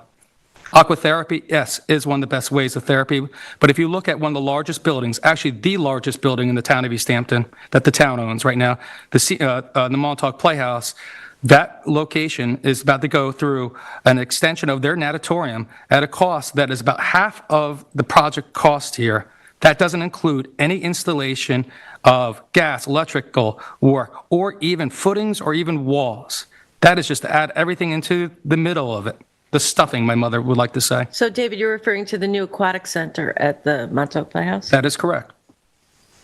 Also on programming, under Councilmember Burke-Gonzalez previously, and Supervisor Burke-Gonzalez now, we added on programming for the aging and for senior 60s fitness at Ashwood Hall. That is something that could not be done in multiple programming that would be handled at the current senior center. That location then added on approximately about another 2,500 square foot facility that many individuals started to go towards, including my mother and her friends, her friends that will go to this facility once it's built. Cost. We live in the area of prevailing wage. And we live in an area of prevailing wage where the cost to mobilize out here is one of the greatest in all of Long Island because we are the furthest away from many of the large contractors. I talked about the playhouse cost, how the infrastructure is in the largest building in the town that the town owns. Also, cost means long-term maintenance. With long-term maintenance, there's a greater upfront cost. There's geothermal that's needed. The cladding needs to be there, on there. Cladding, geothermal, floors and wall finishes. Sometimes that upfront cost decreases the long-term cost of running a project or running a building then too. Siting. I've walked the property and the woodlands around there. There is almost no ground cover. That has changed over the years from when I grew up as a child around the corner, or actually not even around the corner, across the street then too. The area is denuded primarily. There are trees in which the crotches of those trees are broken, decayed, and there's no understory left anymore. There's other issues for that, but we'll get into that further. The topography of the area. There's a great topography of this area right now, then too, that I think that individuals that might not be aware of should go and walk the property if they want to see that. Topography means added cost, but there's a benefit there, and the benefit is to our seniors. No groundwater has been encountered at 30 feet and probably not down in the 50 feet. Using the technology and the IA systems that we will be doing, including that with the SWIFT plan that was discussed by our engineering consultants, then too, I do believe that there is an environmental benefit that won't be touched, meaning that we will be able to produce a building that will have the best septic system that we can do with our technology. Last, I look forward to more programming. I think programming is going to be one of the key interests here, and one of the key interests is going to be extremely inviting to the public as we all age. There are many different things that we still need to do in the town of East Hampton for aging in place. It's not going to be perfect, as Councilmember Ian Piedmont said. Ian's okay. But if we layer it all together and have a cornerstone effort such as this, we will be well on our way for another 30 to 50 years. East Hampton deserves this. East Hampton has its own challenges that cost us more money. We have to fight and find the best pieces of land for that. But I do believe going through the balancing test here, going through some of those options that we discussed, and what I'm hearing chatter outside and how we have to discuss this with person to person to person right now, we've done this for years. I'm ready to move ahead. I'm ready to move forward on this. I think what we have can produce here with using all our town entities and all our knowledge base and listening to the general public will produce something that the East Hampton will be proud of for generations to come. Thank you. Thank you, David. So my colleagues have been very thorough as they've gone through the Monroe analysis, so I am just going to expound on 2 points, and that would be standard number 4, the effect local land use regulation would have upon the proposed project. The land use process ordinarily applied to development projects in the town is designed to determine whether and to what extent a proposal complies with the town's zoning and planning objectives and to provide opportunities for public input.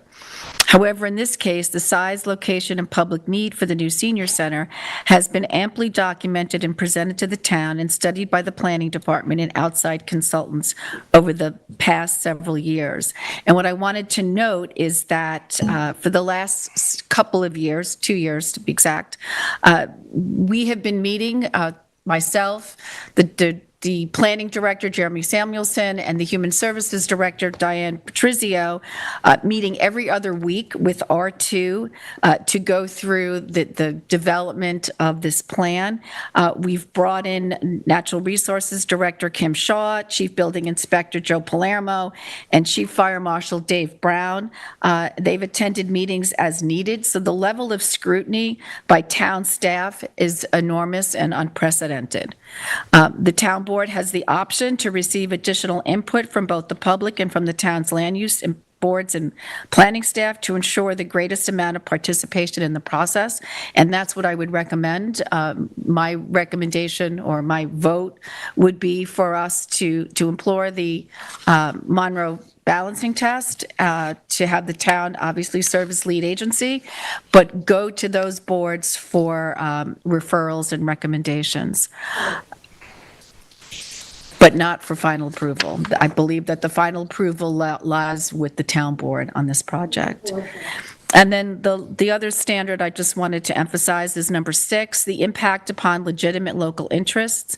The impact on local interests will be positive. The proposed senior center will meet those needs and will improve the quality of life for senior residents of the town, and I believe my colleagues have said this, who desire to age in place. I mean, that's what everybody wants, right? What we have found with our seniors is we need a place for wellness, for movement, for socialization, and for community.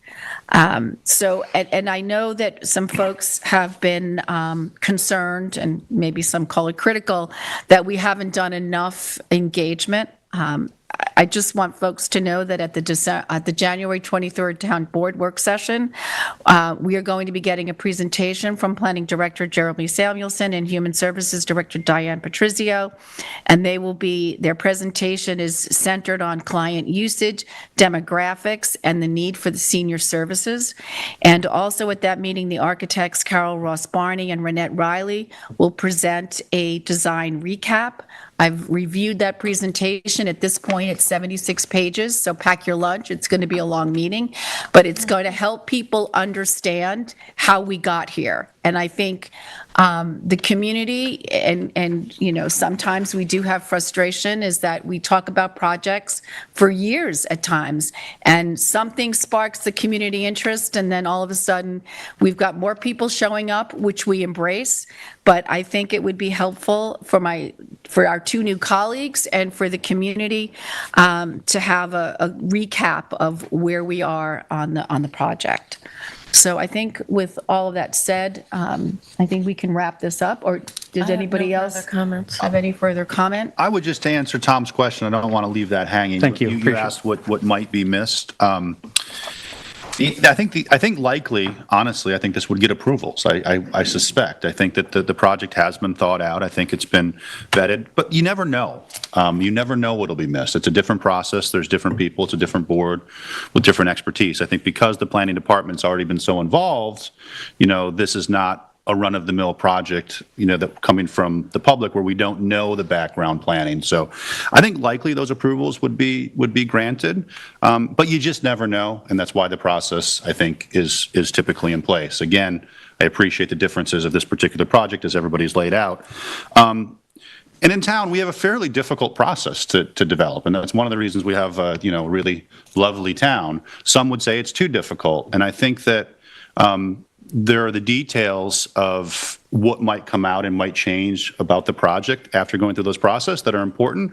I also think the optics are important, and I think that if we set, a standard for everybody, and then we have this very large project, I think that and it's been going on for a number of years, I would want to explore the way to honor our own procedures, if at all possible. Again, the caveat is I know how much thought has gone into this, and I could be very wrong about all of it. But the things I worry about is what could come up that we wouldn't have thought about, because the planning and zoning boards do different things and have different expertise, and then just the optics of trying to play by our own rules whenever possible. There are certainly exceptions to that based on the public good, but I think the larger the project becomes, perhaps the more we would want to make sure that we're not missing something.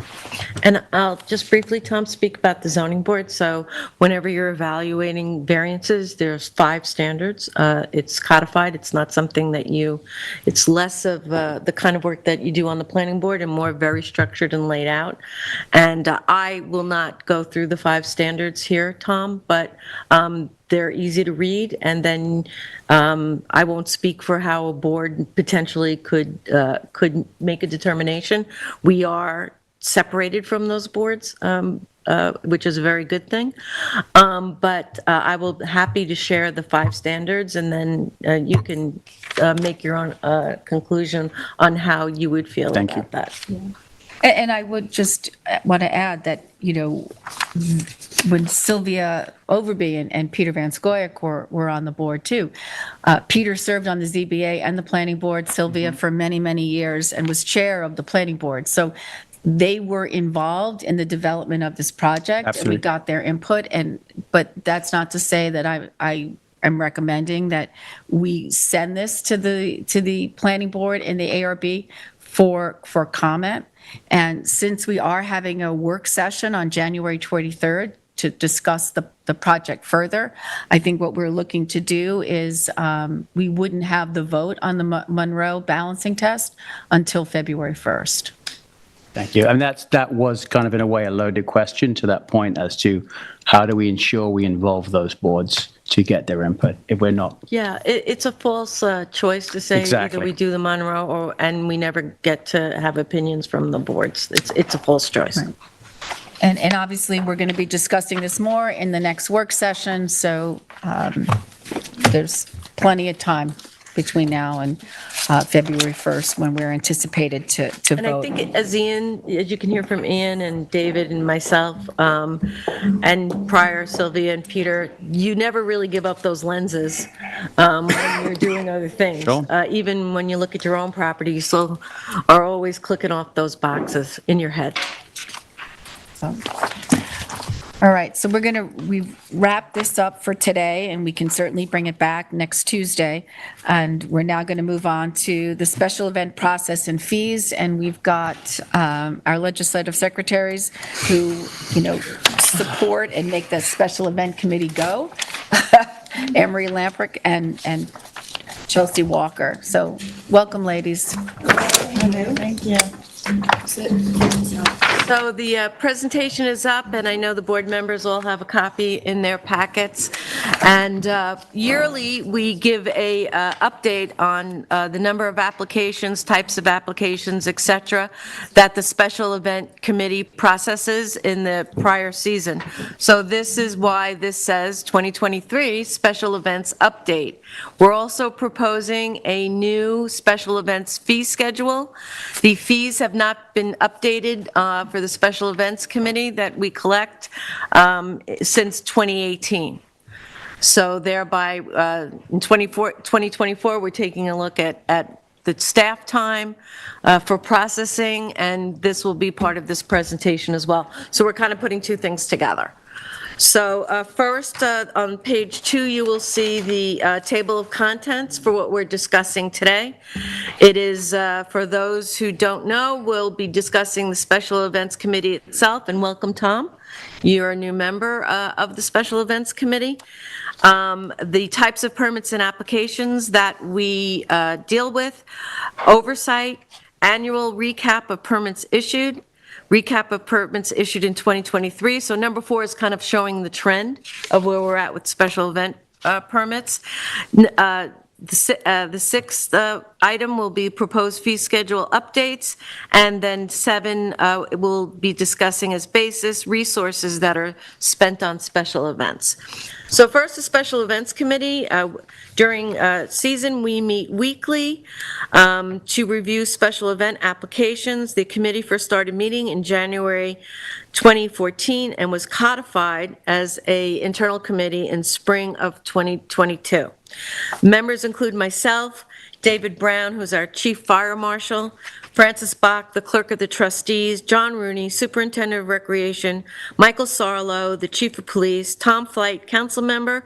We also have ex officio Carol Brennan, Town Clerk, who primarily does the administration and handles all the film permits for us, which is another type of special event that comes before us. And as Kathy introduced, Anne Marie Lamprick, who's our legislative secretary to Tom and myself, and Chelsea Walker, who's the legislative secretary to Ian and David. We also have a representative from the town attorney's office. So those are the weekly staff resources that go into reviewing these applications. Next, number 2 on page 4, the types of permits and applications. In previous years, in the past, because there wasn't as many special events, there was only one special event permit application that applicants would fill out to obtain one of 6 types of special event permits. And for those keeping score, this is chapter 151 of the town code. There are now 6 separate applications that we've developed that will be used to apply for the appropriate permit. The permit types are defined in chapter 151 as follows. We have special events on residential properties, a permit for an assembly of 50 persons or more upon a property which is zoned for or used as a residence. Commercial property, a permit for any assembly upon a property that is either zoned for commercial use or for assembly upon property zoned for and used for commercial purposes, and which assembly is not consistent with the approved uses by the site plan for the commercial properties, i.e. a wedding held on a commercial property with approved restaurant uses. So it's a very short term, maybe one night additional use, and it is allowed by the special events permit. We also have applications for events on public properties, a permit for an organized assembly of persons upon a property which is a public park, beach, or other property which is open to the public. The types of permits and applications are parade, walk, run. We have additionally an assembly for a parade, walk, run, or actually now we're going to call it a ride as well, as we have bike clubs coming out to do events. Art sale, which is a permit for a commercial sale of artwork by an artist upon the residential property of the artist, and those are limited by number per year. It's 3. In any annual year, you can only have 3 of those. And a seasonal permit, which is a permit for reoccurring commercial recreational activities on public property, including but not limited to surf instruction, paddleboard instruction, yoga classes, and the installation of hotel equipment such as chairs and umbrellas on town beaches. So this is the trends that we've seen over the number of years. I'm on special event oversight. So each week, copies of upcoming approved special event permits are sent to personnel in the following departments to ensure that the events are in compliance out in the field. The weekly events, approved events are sent to Police Department, Marine Patrol, Code Enforcement, and the Fire Marshal. In the event that an application has been denied by the committee, the specifics of the denied application are also routed to the departments listed above. So if one of our law enforcement agencies, our first responders come across an event that is not on the list, we know also that that event never applied for a permit and is an illegal event. The annual, number 4, the annual recap of events permits issued. So 2018, we saw 547 permits, and this is mostly in the season. 2019, 577. 2020 only saw 78, but that was due to COVID. We were back up again in 2021 with 498 permits issued. And again, these are not applications processed, these are permits issued. So anything that was denied is not in this number. In 2022, we saw 582 permits issued, and this year in 2023, we saw 537 permits that were issued. Next page. So this year, for 2023, a further breakdown is there were 537 permits issued.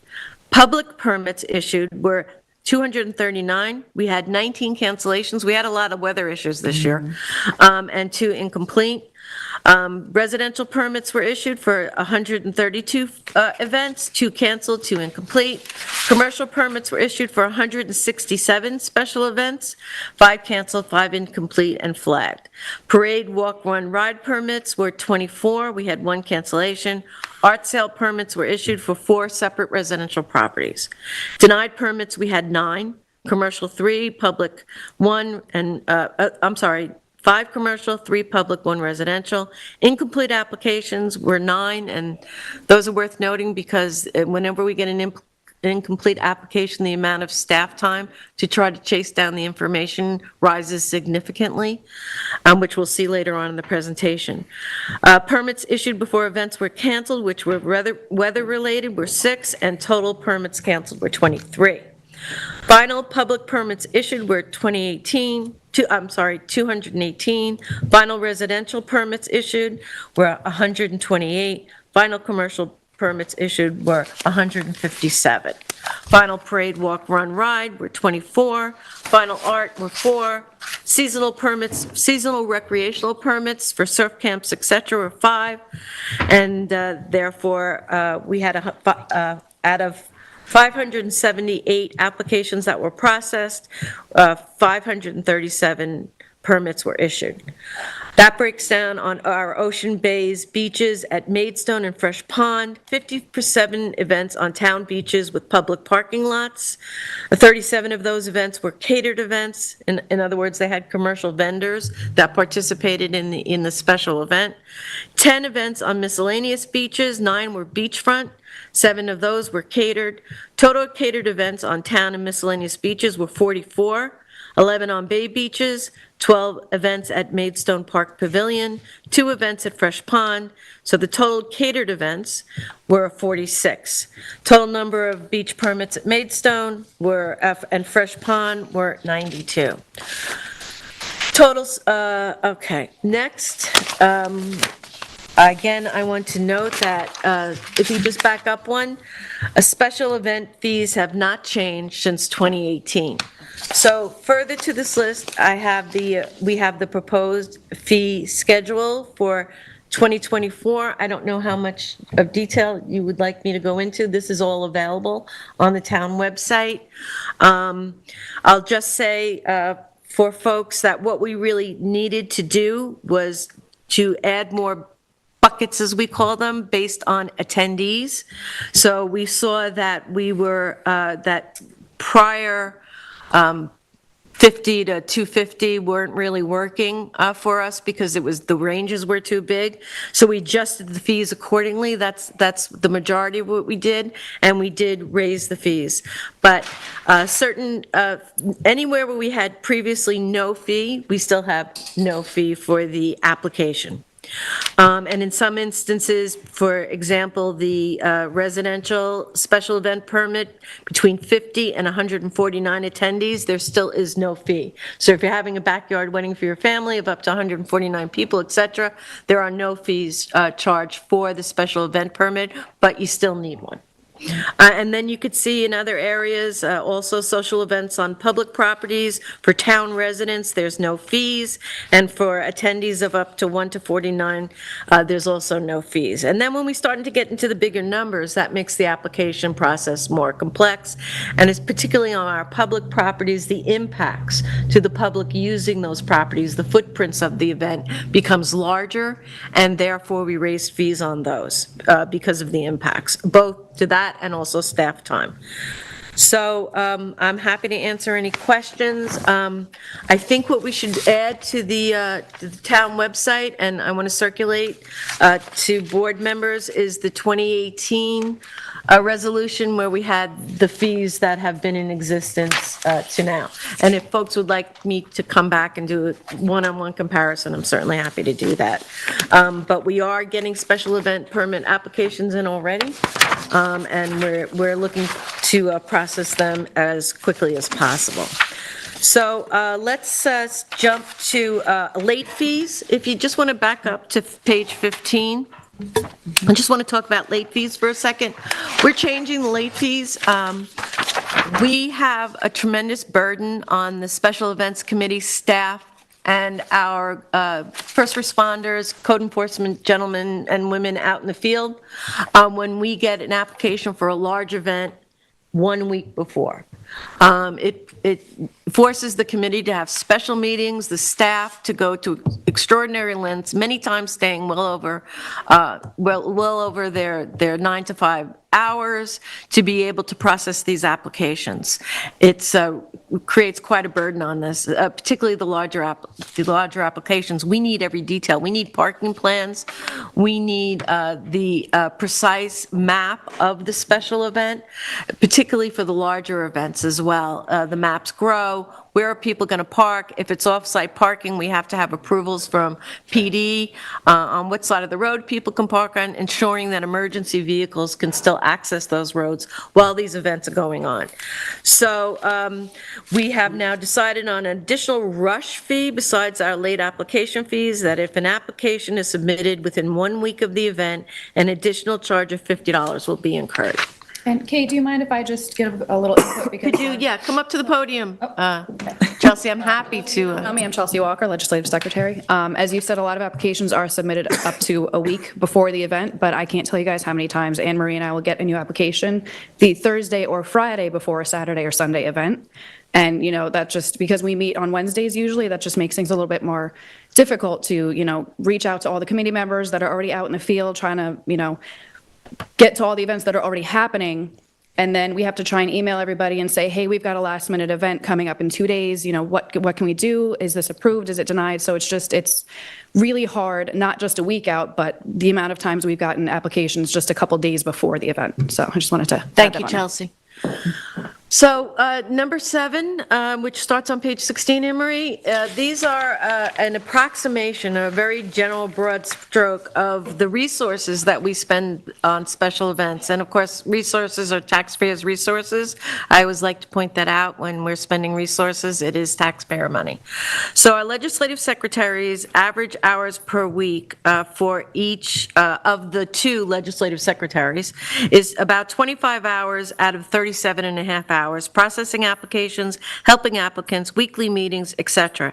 In 2023, weekly meetings were held from early April through the month of September 2023, the busiest months being June, July, and August, and September. Buildings and grounds. Our buildings and ground departments spend approximately 32 hours per each large event, and there were about 15 of those events. So that's approximately 480 total hours. This includes helping with setup, breakdown, cleanup of events. This includes snow fencing, additional picnic tables, etc., for isolated alcoholic beverage areas if they're part of the application. This also includes our coordination with the SLA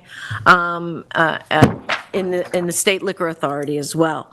Our town attorney averages has approximately for the season about 95 hours, which includes our weekly meetings, April through the end of September, phone calls, advice, emails, research on management and licensing agreements, and denial letters, etc.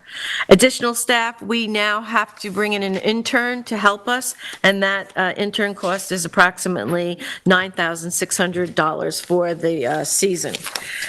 And with that, I'll ask if there's any questions. I was just going to say, and that doesn't include the committee members' time of who's actually in those 2-hour meetings every Wednesday. No, and I didn't include electeds because we're not on the clock. We're expected to be there in our time. It's free. No, it's intense. Yeah, I mean, the thing I would just add, even as a newcomer, but also as a first responder, is that these events are wonderful. They are a lot of what makes the character of this town. Yeah. However, public safety is critical, and ensuring that we've done the due diligence with the committee to adhere to that is key, which is why I think this is such a good move. Thank you, Tom. Yes.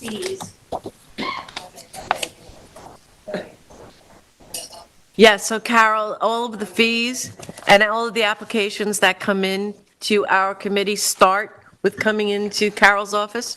The fees are collected by the town clerk's office. The town clerk's office also gathers and administers all of the details on film projects, which is significant, particularly the larger film projects that include closure of streets, multi-day filming on public beaches. It's quite detailed, and that all comes out of the time and staffing of the clerk's department. I have a question. I probably missed it, but what is the ideal timing for an application? It says within a week. It's definitely late, or late is sometime before that, though. As early as possible. As early as possible, No, of course. It's in the code, depending on the number of people requires how far out you have to go. So I don't remember off the top of my head. It's like 21 days if it's up to 100 people. It graduates, but obviously the earlier the better, because. Yeah, no, I understand, and I totally appreciate how late applications can be hard. So I was asking for my own benefit, and also just the public knows. Well, the larger the number, the earlier. Of course. Yeah, would you go through that, Chelsea? Thank you. So for events involving 1 to 75 participants, it's at least 21 days before the event. 76 to 150 participants, it's at least 30 days before the event. 151 to 250 participants is at least 48 days before the event. And then 250 or more participants is at least 60 days before the event. Thank you. Of course. We don't get them that early a lot of times. We really don't. No, yeah, I'm sure. We get them, we'll have a large party with several hundred people, and they'll give it to us maybe 2 weeks, 3 weeks before, so. And we don't guarantee that we can process those. Of course, We try, but yeah. we make it plain both in the code and on the website and on the applications that because you're submitting it is not a guarantee that we actually will have the time to gather the information necessary to be able to review it. My only comment is there's another category I would like for the town and Special Events Committee to consider would be for drone shows. New York State, not New York State, New York City actually just put new permitting for drone shows, which we saw illegally in Montauk last year, and it might happen more often that we just don't know about. Drone shows take up a lot of space to have them, sometimes up to 500 drones. Bless you. But also they're novel out here, which can draw a lot of interest to them.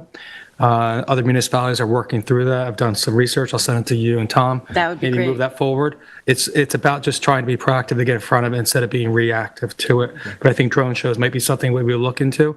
I think they're actually more environmentally sensitive than fireworks, even though I love fireworks.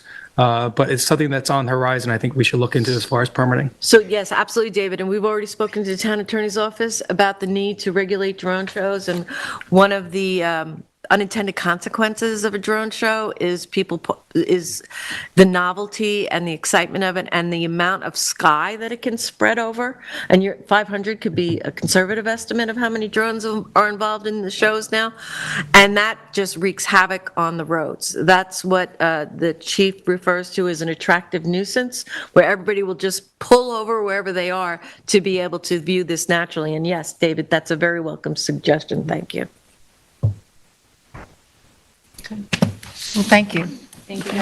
And Kate, as next steps, you're going to have the fee schedule on for Thursday? Yes, based on the comments here today, I'll have the fee schedule, 2024 fees, schedule for fees drafted and on for Thursday. Beautiful, thank you. Okay, so the last topic we have is discussion of the latest storm impacts. You know, everybody knows, and we've had 3, what we would say is major storms that have ravaged our coastline since just before Christmas. Town board members have been on site after each of those storms, and we've been in constant contact with Governor Hochul, Senator Schumer, and Congressman LaLota's offices. Folks may know that the governor sent a letter to the Army Corps on January 11th, urgently requesting that the U.S. Army Corps of Engineers expedite its review of New York's December 1, 2023 request for the repair of badly damaged Army Corps coastal resiliency projects.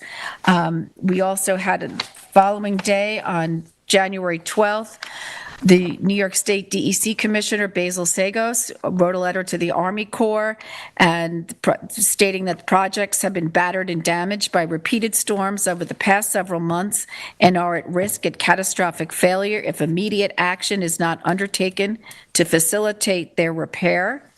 And then on Sunday, Senator Schumer sent out a press release where he revealed a new plan to push the Army Corps to fund the emergency rehab across Long Island shores.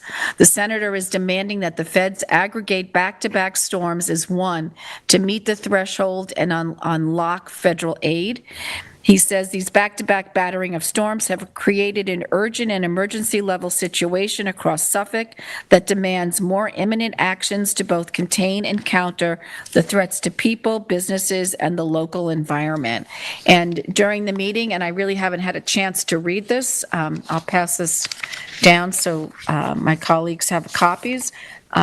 Becky Hansen, the town administrator, just brought in a press release from the Army Corps of Engineers. The U.S. Army Corps of Engineers announces expedited review of Fire Island storm damages, partnering with New York State Department of Environmental Conservation to determine a path forward, which is tremendous news for our community. This is obviously going to be an informal discussion. We've asked town staff to join us. We've got Jeremy Samuelson, our planning director, Kim Shaw, our natural resources director, and Brian Frank, our chief analyst. Have I got the title right for Brian? Yes. So that we can have a conversation, because we've been out there ourselves.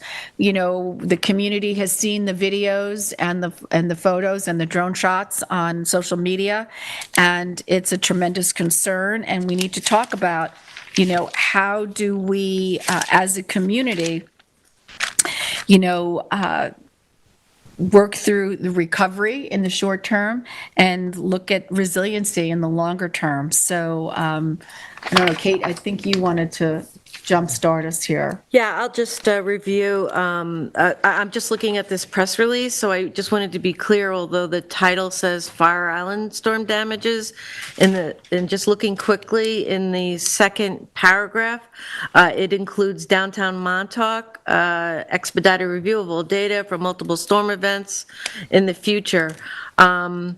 We also look to the best path forward to mitigate coastal storm damage for residents of these communities, plural, throughout the tri-state area. So we are seeing some responsiveness from our government partners, and we're very appreciative of our government partners on the state and federal level for going to bat for us. That's a very needed part of all of this. Just some observations. We've had 3 storms back-to-back, basically in succession. We saw multiple road closures throughout the town. We saw inundation at Beach Lane in Wainscott, where the ocean came up, not that far up, but certainly up Beach Lane. We saw it throughout other areas of town. We had also storm flooding, closing roads such as Girard Drive, Lazy Point area, and also Louse Point area, downtown Montauk, and Ditch Plains. So we want to talk about what we need to do at this point as a community. We know that we will see increasing storms with increasing storm surge, increasing impacts across the board, both flooding and every other impact that you can imagine, because we know that this is climate change, and this has been studied for decades, and I'm certainly not going to go into that area. But certainly we are seeing impacts of studies that we have talked about for decades. So as a coastal community, as what I consider a frontline community to the impacts of the crisis, I think it's time for the town to develop the next phase of plans to provide the recovery. So how fast can we recover after a storm? How fast can we get infrastructure up and running? How fast can we get the roads cleared? How fast can we clear the floodwaters? That's one part. The other part then is a longer term look at our coastal resiliency. Also, What can we do with the storm coming? And what is the efficacy of a rapid response, an immediate response? And the tendency also is we really have one area, and that is drop sand. And we did see good results with that in the third storm. So the areas that sand was deployed through the efforts of the town, particularly led by David and Tom, were at Otis Avenue in Ditch Plains. The first time we put sand down, it got washed away in storm number 2. Right, so January 9th and 10th storm. That did not help, and Otis Avenue and roads through and properties were flooded. And I don't know if everyone's seen photos of it, but we could also get a repository and put that on the website of all the photos that we saw. We also dropped sand for the last storm at downtown Montauk and did keep the ocean out. The known consequence, though, was on the runoff flooding that we knew was going to get stopped there. But that was a more finite amount than having the ocean come in, not knowing that we predicting these storms, but of course predictions are not 100%. The second time we dropped sand for the last storm at Otis Avenue, it was successful. So we're kind of getting an idea of what kind of intensity these rapid, quick dropped sand, how efficient they'll be. We're getting an idea of that through these storms. Also, the flooding in areas that are the attachment 10 focus areas of the CARP plan, that's the Coastal Assessment and Resiliency Plan that the town adopted into the comprehensive plan in 2022. Every one of those focus areas were inundated and had impacts. So they were called focus areas at the time, and you heard one of the call-in folks mention the recommendations in the CARP plan for those areas. Every one of those focus areas that were studied in the past did have the majority of the impacts across town. And of course, we're not talking about a wind event. We're talking about storm surge and flooding. Event. That's the type of event that was. This wasn't, even though it was extremely windy, it wasn't necessarily only a wind event, which could have its own impacts as well. We had a really helpful and tremendous coordination with our first responders out in the field who took in the moment in first daylight drone photos, sent up the drone when they could. We had them take photos. The patrol officers, Marine Patrol folks were out there taking videos. So we were kept updated in the moment as to what was happening across town, which is also essential. And I think Tom is going to speak about emergency preparedness in the future. So this is happening. We are here at this moment. We have the Army Corps already bringing us a nourishment program of 480,000 cubic yards of sand. 450 cubic yards of sand. 1,000 put down by a 480-foot vessel, which is why I get those numbers confused, in our near future as soon as that plan is progressing for nourishment. That's supposed to happen, David, every 4 years for 30 years. Every 4 years, or as deemed as an emergency in 84, I think 66, with the Army Corps Engineer Paul. And 8466 is an emergency permit, and that's kind of what the supervisor alluded to in the letters from our state, our partners. What do we do at this point? I have Kim and Jeremy and Brian here. All of them were participants in the development of the Coastal Assessment and Resiliency Plan. The plan does have flaws. The data collected was before advances in science gave us a more accelerated time period for these impacts that we're seeing now. But the recommendations that are in there are very, very strong. And as a community that's bounded by water on 3 sides, we don't have a lot of options of what we can do. So I think, Jeremy, I don't know if you want to speak on any of the options. We need to look at, in my opinion, some short-term options such as expedited permits for damages in these storms with very strictly enforced deadlines, helping helping people know who had damage what they can and cannot do in terms of rebuilding their structures. And Jeremy, would you speak a little bit on that near-term expedited permit that we'd like to see happen for our residents who are impacted? The last thing we want to do is anybody lose property, life, their homes. It's heartbreaking every time I see a home get damaged, a beach get washed away in these storms, which unfortunately I've been seeing like since the 70s along the South Shore of Long Island. And it is not only our ethical responsibility, but it's also a heartbreak for all of us to see the impacts on our residents. So Jeremy, with that, would you, and this is a very broad discussion, we're kind of brainstorming here. Good afternoon, members of the board. Thank you for creating the space for this conversation. I think the community is already having this conversation with us, with you, with itself, and really what's needed at this moment is for us to do a couple of things, including remind ourselves of what's already on the books and the procedures that we already have in place, because there's value there. And then there's a need to discuss both, as Councilmember Rogers indicated, within the short term and then over a longer period of time, what changes are needed either legislatively in terms of services that the town provides, what framing of these issues we can do in advance of actual need for things like permits and recovery efforts, so that we're, as I'm fond of saying, we're actually equipping ourselves with a plan. You're always better off with a plan. You cannot diverge or divert from your plan to do something slightly different until you've taken the time in advance to really think about what the scope of need is and how you're going to engage with that. And I would just add that it's critical for success to have a coordinated versus a single property uncoordinated review. We need a coordinated plan. So a couple of very brief thoughts that I sketched out for you in anticipation of this conversation today.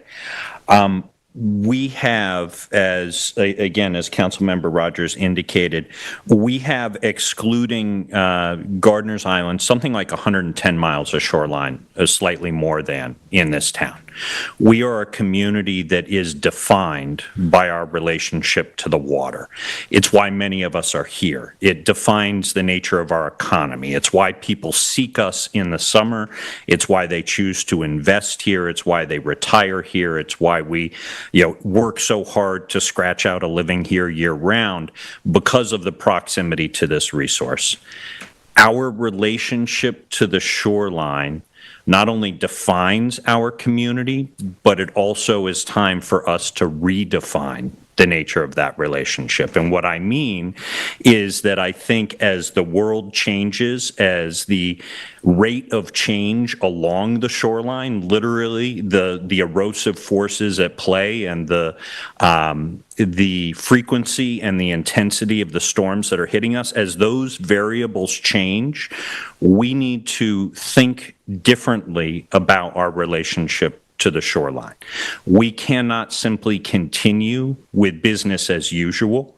We cannot assume that everything that is in place in a given location now will look exactly the same or have exactly the same footprint or exactly the same set of uses for an indefinite period of time. That's no longer the world we live in. We have talked about this for some period of time. We've anticipated that this was coming. We've begun to put some of these legislative tools in place, and now is the hard moment. Now is the moment where we have to begin to behave differently. We can no longer simply continue to behave the same way and expect that everything's going to be okay. It won't. We have to move roads. We have to move critical infrastructure. We have to design differently. We have to move things from where they are to more sensible locations. The good news is we know how to do this. We've done it before as a community. We know that the center of downtown Montauk used to be on the shore of Fort Pond until it was wiped out in a major storm and was relocated. We know that people have built historically in parts of this town along Napeague Stretch on the north side in areas where we would never do that today. We have to allow ourselves to acknowledge that change is inevitable, it's necessary, and now is the time. We cannot assume as an operational assumption going forward that we will continue to use the same code in the same way to do the same things. We have to accept that the moment for change is now. So a few thoughts that I will share with you. These last couple of storms have been devastating, but not surprising. We know the list of low-lying vulnerable areas that are articulated in CARP that Councilmember Rogers gave us an overview of. These are already identified, and we actually even know what some of the changes that needs to happen. So when you have those choices, one by one, to pick up a lot on Girard Drive, to elevate a road, to expand a stormwater management culvert, when you have those choices as funding mechanisms or opportunities for change that go through your hands at the town board, we have to put that all within the context of resilience and changing our relationship to the shoreline. Right? That's a theme that I want us to keep coming back to as a community. We have to change our relationship to the shoreline. Doesn't mean we walk away from it, doesn't mean we don't love it, doesn't mean we don't spend time there, but how we interact with it has to be different. Where we put things has to be different. It has to be smarter. So I see that as the long-term solution, and certainly we have a plethora of recommendations that came out of the Coastal Assessment and Resiliency Plan for each of these low-lying areas. So we have some basis there. What I'd also like to talk about is recovery. So more near-term issues. I know that, without sand at ditch, we will also then start to lose the neighborhood. And then that is a trigger that we don't want to get to. So we have to look at how we can protect the community of Ditch. It is a beloved beach. It is used recreationally by so many folks in this town. So there's that aspect, and there's the aspect of it also protecting the neighborhood as the shorefront. Right now, if you go down a ditch, of course, there's houses that have been impacted. The videos are all over the place. Those folks have already actually come forward with an application. Many solutions will not be necessarily not being there anymore, but we have to look at how we incentivize going up and going back on your own property, how you can get the time and a more compliance with our FEMA regulations in terms of base floor elevations and flooding areas. We say the terms, FEMA flood zone, critical flood zone area, but now we have to pay attention to those.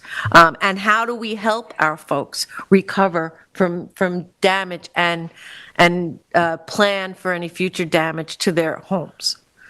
So exactly along those lines, and forgive my sort of soapbox ramble up front, but That's the other part. I mean, it's not exclusive. One or the other. I want to share with you a couple of quick thoughts on short term, what we can and must do, and longer term, what we can and must do. Short term, I think the priorities for us as civil servants, but also for the community, need to be to stabilize, return to operations, and pivot towards sustainability. Those are the three critical tasks, as I would describe them, for any short-term recovery, by which I mean immediately in the aftermath of a storm. Part of the problem here, and somebody made reference to this in an earlier part of the conversation today, we're reacting rather than being proactive. So what I would propose to you all, and what we've already begun talking about on an interdepartmental level, is that the town actually, and I would assign responsibility for this in large part to the planning department, needs to actually go out and make ourselves available in advance of the need for recovery to talk to property owners about a very simple question. What am I allowed to do if we have a loss, either a partial loss or a complete loss on our property? What we have seen in the last 2 weeks or so is that residential properties in ditch plains and commercial properties and even some residential properties in downtown Montauk, to focus on those two areas. Property owners have suffered a loss, and they now need to immediately recover to stabilize and keep something from falling over, going in the drink, whatever. And they are loath to engage with the bureaucratic process to figure out, what am I allowed to do? What am I not allowed to do? Who should I be seeking permission from? And I think it's a perfectly understandable feeling that I imagine folks are walking around with as a private property owner, to say, hang on, am I really going to hit pause right now and go engage with folks at town hall to figure out, can I rebuild my stairs exactly as they were, or can I make them a little bigger as I always wanted to? Do I have permission to put sand here? Can I refill the sandbags? Is it okay to put a berm of sand here to keep waves from coming in? These are all the questions that are being asked 1,000 times on a daily basis when people are reacting to these types of events. What I argue we, as I'll speak for the planning department, but by extension the town, need to be doing is inviting people to have this conversation before the storm. So in other words, a private property owner, commercial or residential, should be able to come into the planning department and meet with us, representatives from the building department, natural resources, other agencies of the town in advance of a major storm. I'm not saying 24 hours before. I'm saying when there isn't that weight on our shoulders, a month in advance, in the off season, come in, sit down with us and say, if I suffer a minor loss, as has happened a couple of times now, or if I suffer a more major loss, what am I allowed to do? What does the code tell me? And we have two sections, 255-4-28 and 255-4-29, which each in their own right inform what should be the process for a property owner. I just had the stairs washed out from my property that allow us to access the shoreline. Can I just hire a contractor, pick up the phone and say, hey, come on down and please rebuild this?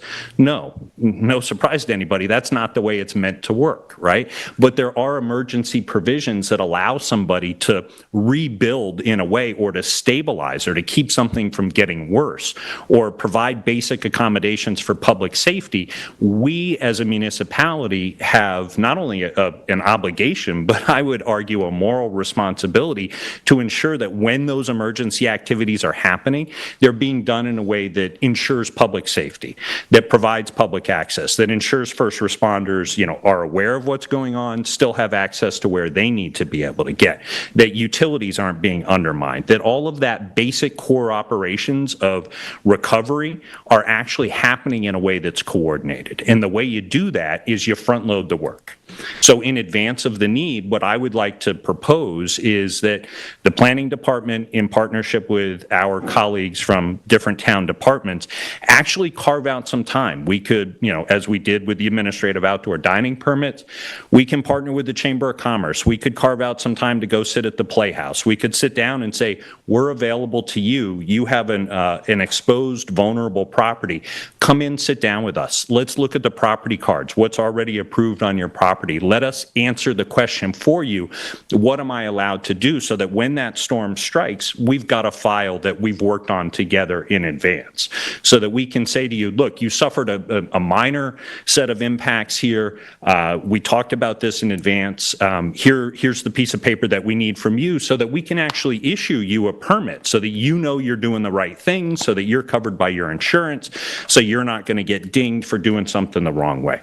We would like to provide that as a set of interactions and agreements and conversations that can happen in advance of a storm, while we've got some time, and forgive the metaphor, but before we all have the collective metaphorical gun to our head and need to operate in an emergency response mode, when we can take a deep breath.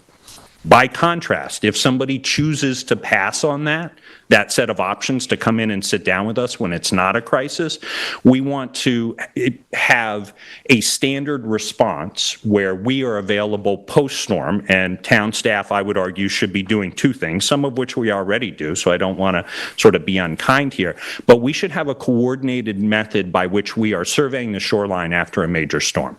Right now, individual departments are going out, and for our own needs, we're assessing, but we're not sharing that information. We don't have a central repository for that, and we don't have a coordinated means of reacting so that people may come to the town and, in effect, essentially be answer shopping. They may be going to the wrong department saying, you know, can you give me permission to do these things I want to do? And out of a sense of expediency, desire, you know, in an attempt to solve an obvious public harm problem about an unsafe condition or something, somebody may be put in the position of saying, I don't know if I have this authority, but it's obvious what needs to happen here. I'm going to go ahead and step into the breach and I'm going to act. We don't want to put ourselves or anybody else in that position. We want to have a clear set of operating principles that says, if we didn't do the smart thing and sit down in advance of the storm and you're coming to us after the storm, we have a very clear sort of chain of title, if you will, about who you need to talk to and what you need to seek from them, so that we have an expedited administrative process where we can get you in and get you out with a minimum of time, commitment, or information that has to exchange, so that you can go focus on the thing that you should be focused on, which is stabilizing your structure, ensuring human health and safety, and getting back to operating all over again so that you can be a productive member of the community, right? Those should be our goals. So we have a pre-storm set of proposals we'd like folks to consider and talk about here. We think there's an alternative that isn't quite as appealing but can help us accomplish a bunch of that same good in a post-storm operations, right? So that somebody actually has a compelling reason to come to the town and do the right thing that's actually already called for in our code, which is coordinate between the municipal enterprise and the private property owner. Right now, what has happened in the last 2 weeks as people have worked hard to recover from these storms is they have thrown a crew at whatever needs to happen in the wake of a storm. And guess what? Those stairs that you always thought, well, you know, 6 feet stairs is what we got on our approval, but I'm going to rebuild this thing anyway. I'm going to make it those 12 feet of stairs I always wanted. That's when all of those changes happen, that the extra sandbags go in, the pile of rubble gets dumped, the electric gets run the wrong way, and there's none of that coordination that Well, what keeps happens, if I may, the homeowner then suffers the repercussions of having to go in front of the zoning board, having to have such a long, extended process to codify and to get COs for what they did. And we really want to avoid any additional hardships to the already impacted homeowners. I think that that's an important part of it as well. Sorry, go ahead. That's all right. So I will now share with you very briefly. Everything I've just said is what I think can and needs to be part of our response in the short term. We can start doing these things, you know, this week, next week, and move forward from there. But this is all an attempt to be proactive rather than reactive. Medium and longer term, we have a different set of solutions that I think, as the time is right, we will need to and want to discuss with you. But in general, what we're really looking to do is to create and clarify the options for property owners.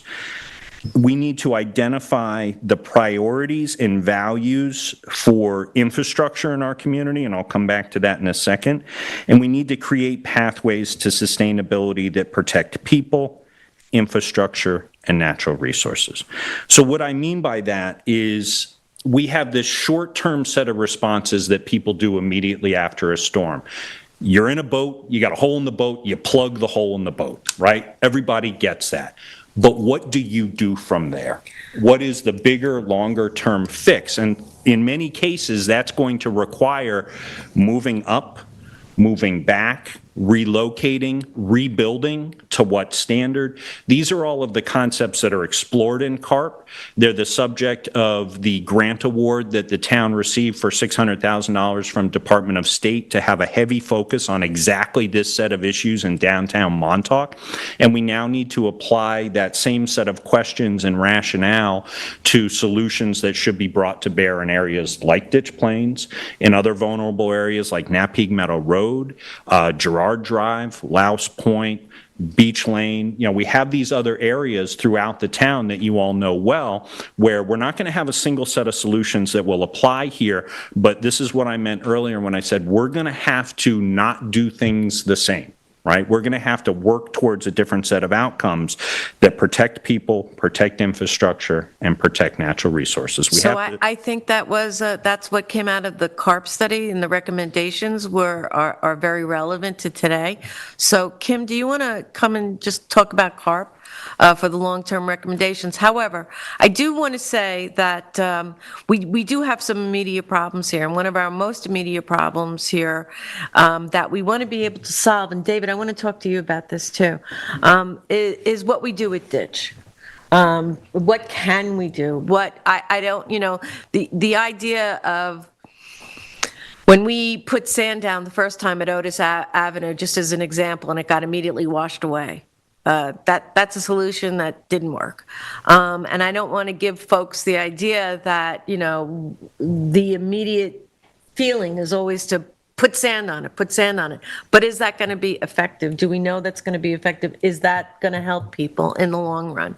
And how do we come up with that plan? And I know that CARP has very strong recommendations for the across the town for recovery in terms of infrastructure that Jeremy was talking about. We've already adopted this plan into the comprehensive plan. I think what people want and what I certainly want, and I think my colleagues want, is we want implementation. We want action. We want to move to implementation now. And how do we achieve implementation? That's a little longer run question, but how do we stabilize where we are now and then move towards implementation on the recommendations that's in the plan? Kim, do you want to come up for a minute and talk about that? And David, did I just blurt out? I mean, I, like everybody else here, I know on this board and everywhere in town, is concerned about ditch. I'll hold my comments until later. Okay. So, Kim Shaw, Natural Resources Department. In 2014, I applied for a grant from Department of State for this coastal resiliency plan.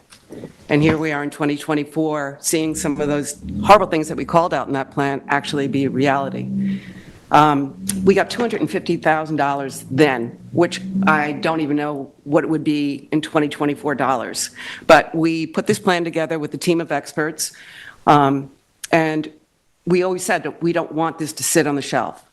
So I think the next steps that we have to do is take some of these recommendations, retain an expert, and I'm not a coastal geologist or an expert in that field, but to help us resolve some of these issues. So the next step would be implementing some of those recommendations by retaining a firm to help us achieve those goals and recommendations in the plan. Yeah, I agree with that, Kim, and I think the idea of what kind of coastal specialists do we need?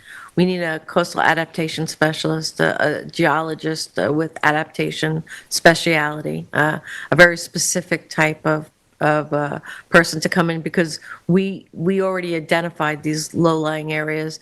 The plan held up to itself in that exactly where was identified that would be targets were targets. So I would like to move as fast for the longer term solution as fast as we can for implementation, and I think we do need to hire someone with that specialty. Yeah, I think we put together a team. I've got some colleagues and connections with different universities in coastal geology. And we put that team together to help us develop the plan, and so that it's, solid from the beginning, and then we put that out to bid. I think that's probably the best way to do it. I mean, we can have this evaluation team composed of, town employees and other people that are on the Coastal Resiliency Committee, but I think infusing a few other experts who I know are chomping at the bit to help us out, that might be something we want to look. Yeah, I think that there are new resources out there. These are new specialties that people across the country, across the world actually, based on the need of the impacts of the climate crisis, have these specialties have come forward, and I agree that we should be bringing them in at this point for implementation. We already know the studies. Yeah. And we also have the anecdotal knowledge because we're seeing exactly what's happening. So I can reach out to the committee, see who's interested in participating, and get that ball rolling, like ASAP. Yeah, and the interdepartment, even including the building department, who's out in the field constantly, planning department. I know Brian has tremendous anecdotal knowledge that can look also not just at the impacts of climate change, but Brian has spoken to me about some of our legacy issues that are out there that are also adding to the overall impacts. So we want to know what we're doing, and we want to do it as fast as possible. Right. So we have been getting a ton of inquiries, and I know that the emergency permit is under the jurisdiction of the planning department. Tons of calls on different marinas and different places had suffered a lot of erosion. Captain's Kidd Path, disaster area down there. But this is not only focused on, East Hampton, our neighbors to the west. I mean, I don't know if you looked at West Islip. They're underwater. I mean, tons of homes. Patchogue, got it. I mean, this is the whole South Shore of Long Island that are now feeling these. So I guess what... And just one more thing, these aren't even hurricanes. And obviously, I support, retaining the experts, but right now, we've got folks at Ditch, because we've all been down there, we saw, it was a river coming from Otis on January 9th and 10th. They're asking us to embark on a comprehensive initiative for sand replenishment and dune restoration. And I think there are some folks out there that hear that FIMP is coming, the dredge is coming, let's just extend and let's put sand. But I think, could we just talk to that it's not something like we're just going to show up with truckfuls and truckfuls of sand, that this needs to be designed and what goes into that process? Right. So Montauk was not originally the downtown Montauk was not part of the original FIMP. We petitioned them very strongly to include downtown Montauk. And we got that interim plan, how many years ago now? Stabilization plan? 2015, the stabilization plan. Turned over in 2017 to the town. We have asked multiple times, different ways, can we do a betterment for Ditch? Can we get additional David's sand? been working on that for quite some time. To have it put in downtown Montauk and then somehow get it down to Ditch. So those discussions are still ongoing. It's not a hard no. It might be too late for this contract, but we have time to develop that maybe for the, the next nourishment. I think we've had some examples in Townships West, Babylon, and Brookhaven did betterments and add-ons recently. So the precedent has already been set. So if we have the monies, it might be able to be incorporated. But, we got to deal with the federal government. But they also have the legal means, and they also have the engineering behind that in advance of where we're at right now. They're way far advanced of a beach nourishment project compared to where the town of East Hampton is. Mm-hmm. They have erosion control districts. They also have their engineered designs that's been engineered for a potential beach nourishment project, which is way in advance to where the town is. You are correct. The Army Corps of Engineers did not want to add Montauk into FIMP. They did not see it as an economic viability. But the first part about doing that, it was to get the engineering. There is money that the town has set aside for the beach project that you could go out and hire and get an RFA for an engineered beach. But you need wide community support, because an engineered beach comes with its own perils also. It changes riptides, it changes surf breaks, it changes vantage points and views. And there is issues that you have to make sure you get community support. That's a long-term look at it. Short-term look on there, sometimes after Hurricane Sandy, they might not have been done legally either. Also at that time then too. So you don't want to just a knee-jerk reaction to get the right thing, but we do understand that the defenses down there in that area where it used to be erosion, it's not. It's avulsive. The land just leaves. It doesn't erode, it's eroded. Remember, there was a life-saving station there. There were 100 feet from the shoreline, not even 60, 70 years ago. Legacy engineering right now that goes up and down the shoreline in which they dump cars and automobiles for one trip to Watermill are being exposed. They're not washing in. Yeah, that's what I wanted to point out too. They're not washing in. That's what they decided to do in the 1940s and 50s is they put cars That was coastal engineering. on the beach. And that beach there is a private beach. So I don't know if it's the town. We'll have to discuss it with the beach because that is a private beach at ED 40 that has a passing way easement that I requested to be put on the Zoning Board of Appeals. So the town can use that beach on there then too. But you have to look back at what this storm was. If you look back at this storm, you go to actually NOAA tide charts on here. In the last 14 months, we have two of the largest tides that the town of East Hampton has ever seen right now. In 2012 was the second highest tide for mean high water or mean high water on there, and that was Hurricane Sandy. When you bring it back even further, or even closer into 2022, December 23rd, which was only 14 months ago on there during that storm that came through, that was the fourth highest tide the town of East Hampton has ever seen in mean high water mark. This one on January 9th was the 10th. So in the last 70 years, we have two of the highest tides we've ever seen. If that is not climate change telling you what is coming, you have to start preparing now on there. Going forward, if you saw the tides that came in down at the head of the harbor right now, the head of the harbor was passable at 9:09 a.m. This is on Saturday. Within 45 minutes, it was impassable because the tide had come over and lapped over the eastern side boundary. Now, what the town of East Hampton did is they noticed in these projects that our director of planning was mentioning before, that we are sort of piecemealing this, but we know that when a project is upon us, we have to plan for sea level rise. If it was post-Hurricane Sandy at Gerard Drive where we raised the road, if it was post-Hurricane Sandy in which we designed a Culloden Point staircase where they were retractable, if it was the head of the harbor or even Star Island Dock where we've increased the height of those docks right now, and we did that in the town code to allow another 18 inches on there. That is happening also. But what's happening right now is, yes, I agree, action has to be taken, but action has to be engineered also then too. There's a quick and the short term. I think what Tom might discuss right now is what you do part of FIMP, not FIMP, the LWRP. When I came in 6 years ago, I think within those first 4 years, we had a lot of footage taken of all our reaches and drone photography so we can use in this situation when another storm came. Because yes, there are people that are in need, but there are also people that want to take advantage. So you need to show what is out there. So there's certain things that are within LWRP and your hazard mitigation plan that we should just continue to move forward on. But the short term and plugging everything doesn't mean it's affecting the long term in which you're trying to protect everything too. Adaptation's there, but I think there's pathways forward. But we have to try to find out what's in the short and what's in the long. I don't think it's a hard process. It's just a process that needs to go. And I think it'd be more of an RFA than an RFP potentially. Sure. And to the RFA, you would look to see qualified coastal engineers. Are they going to come from FIU? They're going to come from Eastern Carolina University, or are they going to come from Stony Brook, SOMAS? They can do that. Then too, let's find out what fits best with East Hampton, not what fits best with Florida or a different area then too, engineering. And as far as going back and discussing how we can let the town members, public, instead of going out and putting it on social media, direct their knowledge, direct their use of cell phone capacities and technology. Go to Storm New York. That's put up there by Sea Grant. That is a real-time collecting of documentation that you can actually see in all throughout Long Island, or sorry, My Coast New York it's called, not Storm New York, My Coast New York. It's put out by Sea Grant, and SOMAS uses it.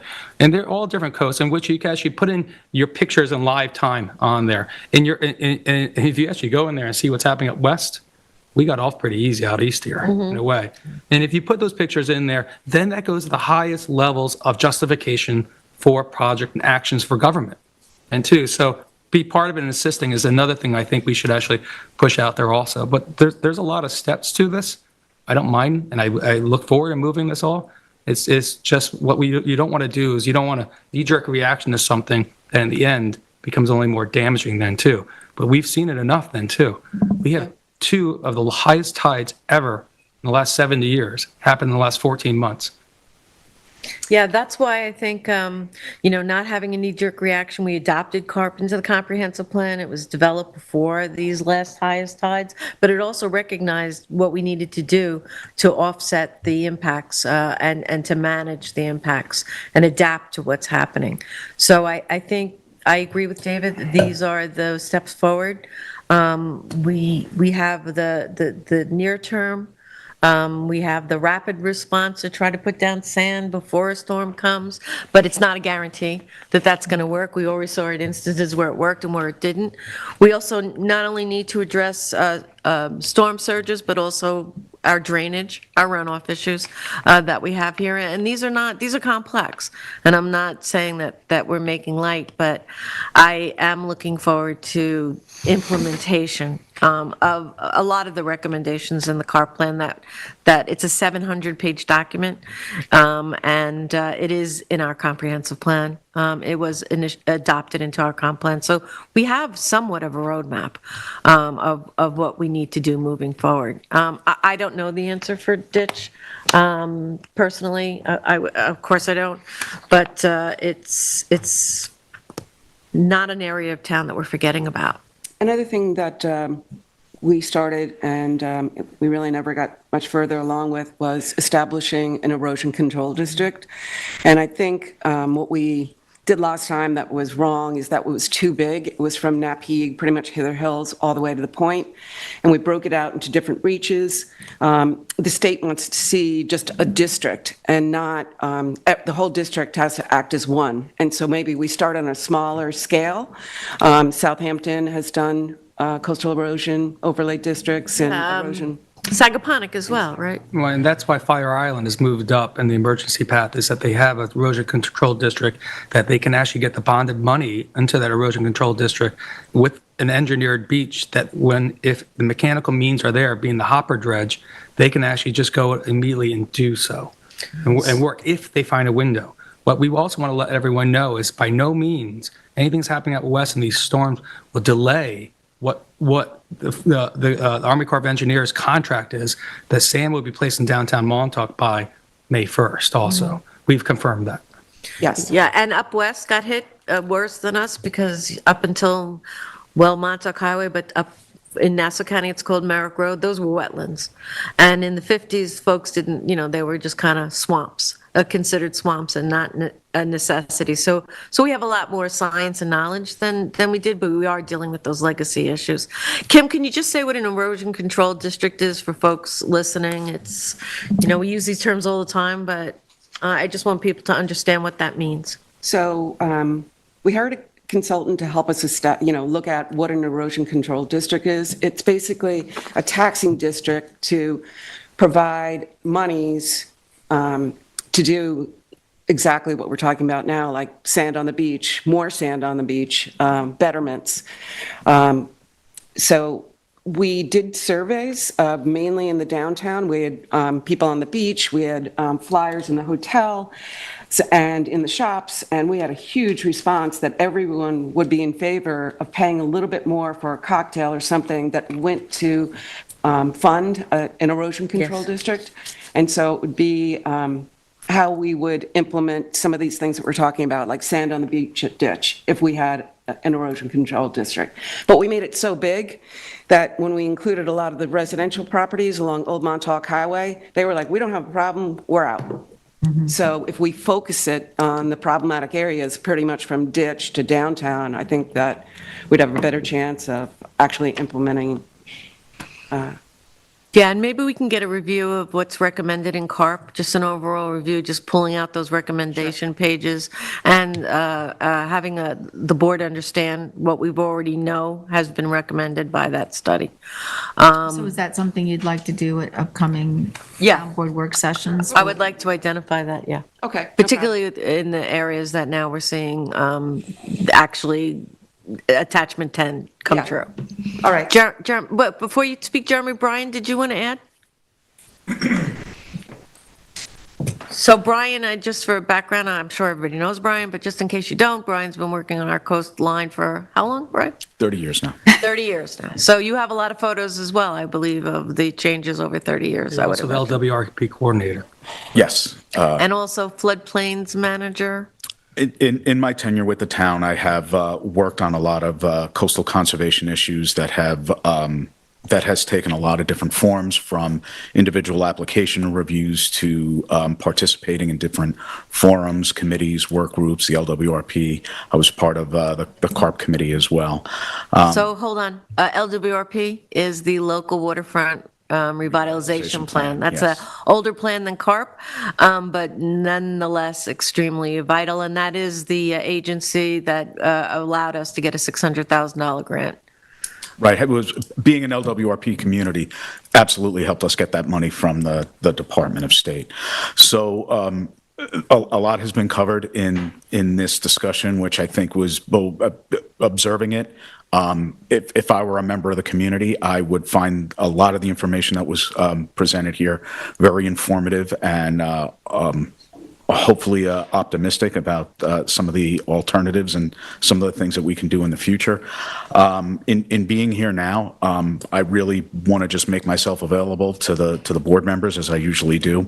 If there are any specific questions, I've seen pretty much all of the town's coastlines in my tenure with the town. I've seen the good, the bad, and the ugly, and obviously we want a lot more of the first and a lot less of the next two. So I'm happy to contribute that experience, the people that I've worked with, and to do that throughout the departments in town as well as other agencies to try to help both of these short-term issues that Jeremy mentioned, letting people put back things that legally were there without compromising natural resources, as well as working on bigger picture issues in the future to help prevent the damage from occurring in the first place and to help us recover more quickly when it does. And understanding how our sand flows around our town, the littoral drifts, that's an important part of understanding what we can do. Absolutely. In my opinion, we need a better understanding of what makes our hotspots the hotspots. In any application you'll hear, well, I shouldn't say application. If you talk to anybody from any segment of the community, everybody has got a thought of why a certain area might be eroding quicker than the others, whether it's the management of an inlet, whether it's shore parallel structures like updrift bulkheads, shore perpendicular structures like groins, most of which were constructed before there were any land use regulations against them. Obviously, there's a certain element of sea level rise that has been progressing. It's accelerating now. The intensities of these storms are going to be a greater factor going forward. But I think we need, I think answering the questions as to what makes these areas the hotspots that they are is integral in finding some answers on how to manage them in the future. Thank you. Brian, sorry, go ahead, Karen. No, I just wanted to say I appreciate it. Thank you for making yourself available on Friday. We had questions about emergency preparedness on our coastlines with the storm coming in on Friday, and Brian, you were quite helpful, so thank you. I'm glad, anytime. Thank you. And this is a question to the three of you. Do we have, or are we planning to get updated drone footage of the entire East Hampton town coastline since the storm, just to kind of have a new benchmark of where we're at? We actually, the Chief Sarlo sent that to me over the weekend. Great. The PD put the drone out, Fantastic. so I can forward that link to you. Thank you. And I think that goes back to, like, we really, probably right now, different departments have their own repository of where this is going, and I think what we need to do is we need to work to have one central depository, because I think also, as we move forward and we're looking for grant funding and things like that, it'll be helpful to have, all of these files And folks should take photos of their damage as well. As soon as it happens, that helps with their own insurance and with FEMA, and also could help us as well if they were willing to share those with us, so that we have a real comprehensive view of what's happening out there. Yeah. The other thing I'd say, just with regards to the news release we got, I wonder if there's any way to reach out to Mr. Ambrosio to include more than just downtown Montauk in their survey of the storm damage, and potentially include ditch. Not that they're going to have action, but for them to start looking at this, I think that it would, asking can only go one way or another. The Corps has such a narrow, helpful in many ways. I don't want to certainly say anything like that, but their analysis on where they should put sand would be different to, I think, what we would do.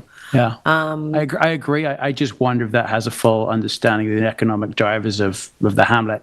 While downtown may have the revenues, tax revenues from hotels and businesses, I think understanding that ditch is a driver of people staying in those hotels, might not be something they initially pick up on. So I would personally like to see if we can reach out to them to, begin that conversation. You have experience with that, David. If you go onto the FIMS website on the Army Corps of Engineers, they'll explain the economic viability of these projects when asked. You have to go through their SAM site. There's some linkage to the town's website on there. They don't see it that way, the Army Corps of Engineers, but doesn't mean you can't ask and at least put it onto their radar. We have continuously done that, but there is long economic benefit viability that they go through with all of their projects. This one, they didn't deem that way, but again, potentially, with public support, you can ask again. Again, you're just going to hear it again, but if you want to get yourself up to date on it to the general public, go to the FIMPS Army Corps of Engineers website and look through that couple 100-page document. It's in there. If there's any way that you think that you can assist the town of East Hampton moving forward on this, more than happy to listen to it. And I think the other role is our federal partners, like, our Congressman Laloda and Senator Schumer and Gillibrand to, I know there's a lot of community activism that's happening, in Montauk, in Ditch specifically, and maybe that's an area to channel, their energy. Agree. I have reached out, and as I said earlier, I've been in contact with our government partners, and in fact, I had invited Senator Schumer, his team, anybody on his team, to come out, and we would give them a tour of, our ravaged beaches and our shoreline, and I'm waiting to hear back if they've accepted, taken me up on my offer. So send your pictures to Senator Schumer. No, seriously. Yeah. And our congressman, we hear you, and we're here, and we understand it, and we want to do something. But we need to also we need funding help also from our federal partners. For these kinds of, just the nourishment project that's coming up is over $11 million that was secured for Montauk. So, and that's, a 450 cubic yards of sand on a beach that was already, how much was spent to do that. I actually remember when the Army Corps came, I remember those public hearings. I was in the audience so vividly, where the Corps said, "Here are your options. You have no others." So, it is how they operate, and we need to make the case on every level of the importance of these beaches to us. They do have their own economic analysis. That's how they operate, and that's how they select projects. And I remember at the time, back whenever that was, 2013, when I was young, the town was given basically two choices. You were going to get a seawall, or you were going to get a beach. And that was the only thing the federal government was going to come in for. And we chose the beach. We made the right choice. Folks know I'm not a big fan of what happens with erosion structures, hard structures on the beach, but the beach was already gone.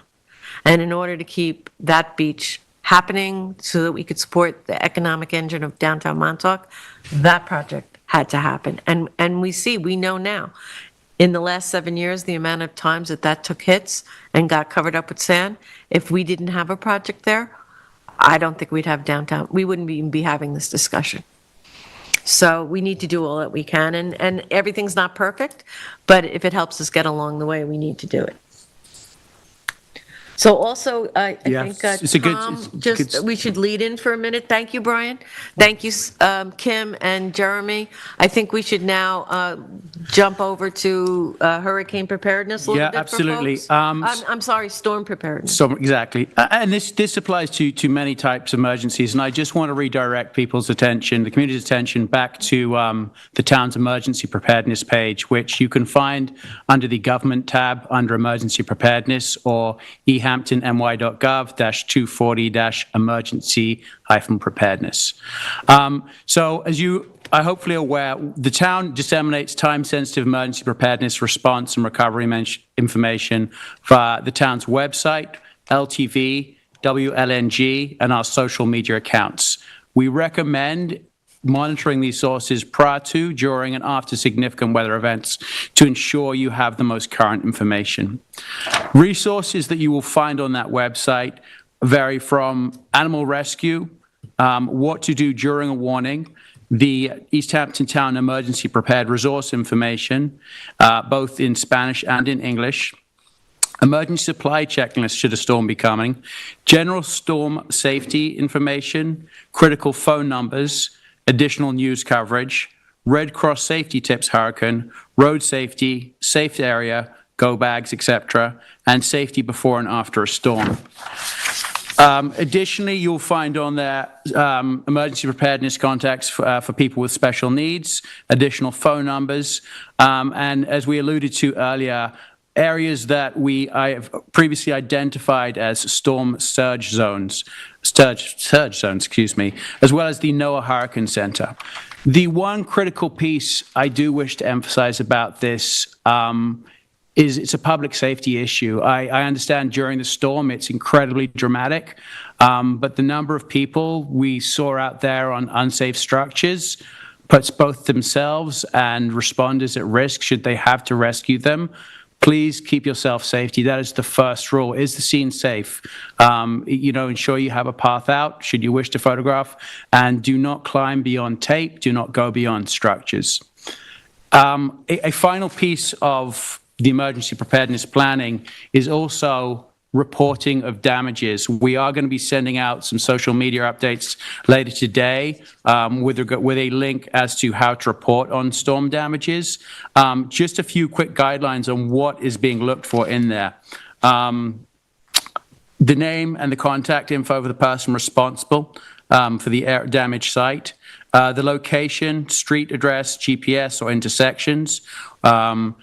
We'd like you to describe the work done and the damage to the site, including approximate measurements where applicable, length, width, and height. Enter any notes about the cost estimates. Do not include upgrades or hazard mitigation in the estimated cost of work. Repair in kind of work and cost only. So that can be submitted through the link that will be sent out later today.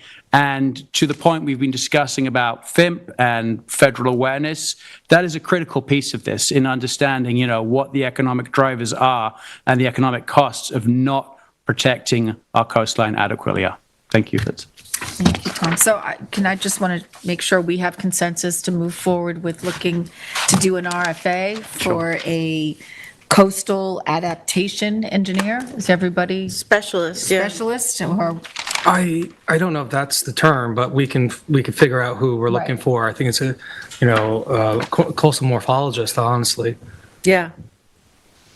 But morphologist or geologist, but yes, that would specialize in that. Morphologist or geologist. Okay. Geomorphology. It's available. Say it 3 times fast. Yeah. Right. So everybody's good, right? Yep. Yeah. Thank you. So we're going to ask our colleagues over to, let's make this a priority, and then we'll also have future town board work sessions when we'll come back and reintroduce some of the recommendations from CARP, just to keep the community informed. Thank you all. Thank you all for coming.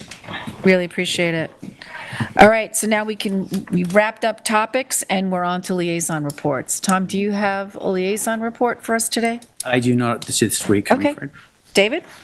The Fire Island Montauk project staging, Montauk Point project, there's some staging changes based on the profile of the beaches at South Easton at the beachhead. The contractor will be staging in the side parking lot onto the western side of Eton, some of the heavy equipment, so that the public is please be aware of that. Also, Kirk Park parking lot is going to be now closed as they stage in that area in preparation for the beach infill, which is still all sand beach infill, which is still to be determined. We had a meeting with engineers for the Playhouse Restoration Project about the bid leveling for all the bids that come in. We look forward to getting a memo to the effect to the town board shortly so we can make some decisions about the project moving ahead very shortly. The Nation Preserve Committee met last week. Primary discussion was around the field property, which is the property that was purchased for recreational and open space needs that is on the municipal parking lot in Amagansett. They're continuing moving forward with the drafting of a management plan, and that's all I have. Great, thank you. Kate? No, I don't have, none of my committees met this week, and I'll have a liaison report next week. Ian? I do. I went to a Springs Library meet and greet, which was very, very nice. They had a list of repairs that they had requested. I'm not sure, actually, I'm feeling pretty big shoes of Kate here. I think that I'm taking over in Springs for a lot of what she's done, and so I'm not sure exactly if there's anything in the budget for this year or where we are, but the windows of the building need to be replaced, and they were hoping to start with at least a few. The entrance has some issues, as I've talked to other board members about, and then there's a Bilco door that's not quite watertight, and they were hoping to put some concrete down there. And lastly, they asked about the possibility of public water. So I'm just reporting back from them. I have not had an opportunity to find out where we are on the stage, but just so everybody knows what they're requesting. Great. Otherwise, it was very nice to get to know them, and I will have my first spring CAC meeting tonight, so. Oh. Terrific. So I just have a couple things I wanted to touch on, starting with the Cranberry Hole Bridge. Last week, town officials participated in a meeting with the MTA and Assemblyman Fred Thiel regarding the replacement of the Cranberry Hole Bridge. The New York State DOT is currently having the bridge engineered. The town will be applying for a grant from Bridge New York for the necessary funding to construct the bridge. That grant application is due January 26th, although we did hear earlier today that that date may change. I just wanted to give an update on the wireless communication services at Camp Blue Bay. AT&T equipment is operational, providing improved service in Springs. T-Mobile's equipment is on the tower, but we do not believe it is operational yet. And Verizon's equipment is still on the old 60-foot tower and has not been transferred. I have a couple of resolutions on for this Thursday. One is to adopt the local law for the 2 stop signs on West Drive and Morris Park Lane, adopt the local law to place the 4-ton weight limit on West Drive and Morris Park Lane. Again, another local law will adopt for bicycles, skates, and surreys to ensure the safety of pedestrians and cyclists on our town sidewalks. This added definitions for e-bikes, e-scooters, e-skateboards, and e-unicycles. And then lastly, I've had a request to reappoint Dick White to the Suffolk County Parks Board of Trustees, which will also require a resolution by the Suffolk County Legislature. And when I texted Dick to see how long he's been serving the town, he was first appointed in 1970. Wow. So he's been serving for 54 years. So we'll have that resolution on. Yeah. So that's my liaison report for today, so we can move into resolutions and Resolution 2024-124, resolved that Joanne Krebs be appointed to a member of the Armageddon Advisory Committee for the 2024 calendar year. Second. All in favor? Aye. And I have 2024-125, and this is to authorize reimbursement for fingerprints. And this is a reimbursement to Town Justice David L. Filer for the expenses relating to mandatory fingerprint requirements at the cost not to exceed $88.50. Second? All in favor? Aye. Okay, so those, any other resolutions that need to come before the board? Okay, so do I have a motion? Motion to go on executive? I'll make a motion to go into executive session for CPF. You can take off CPF. You missed that window. Okay. For contracts, personnel, and advice of counsel. Second. All in favor? Aye. Thank you, everybody, for joining us.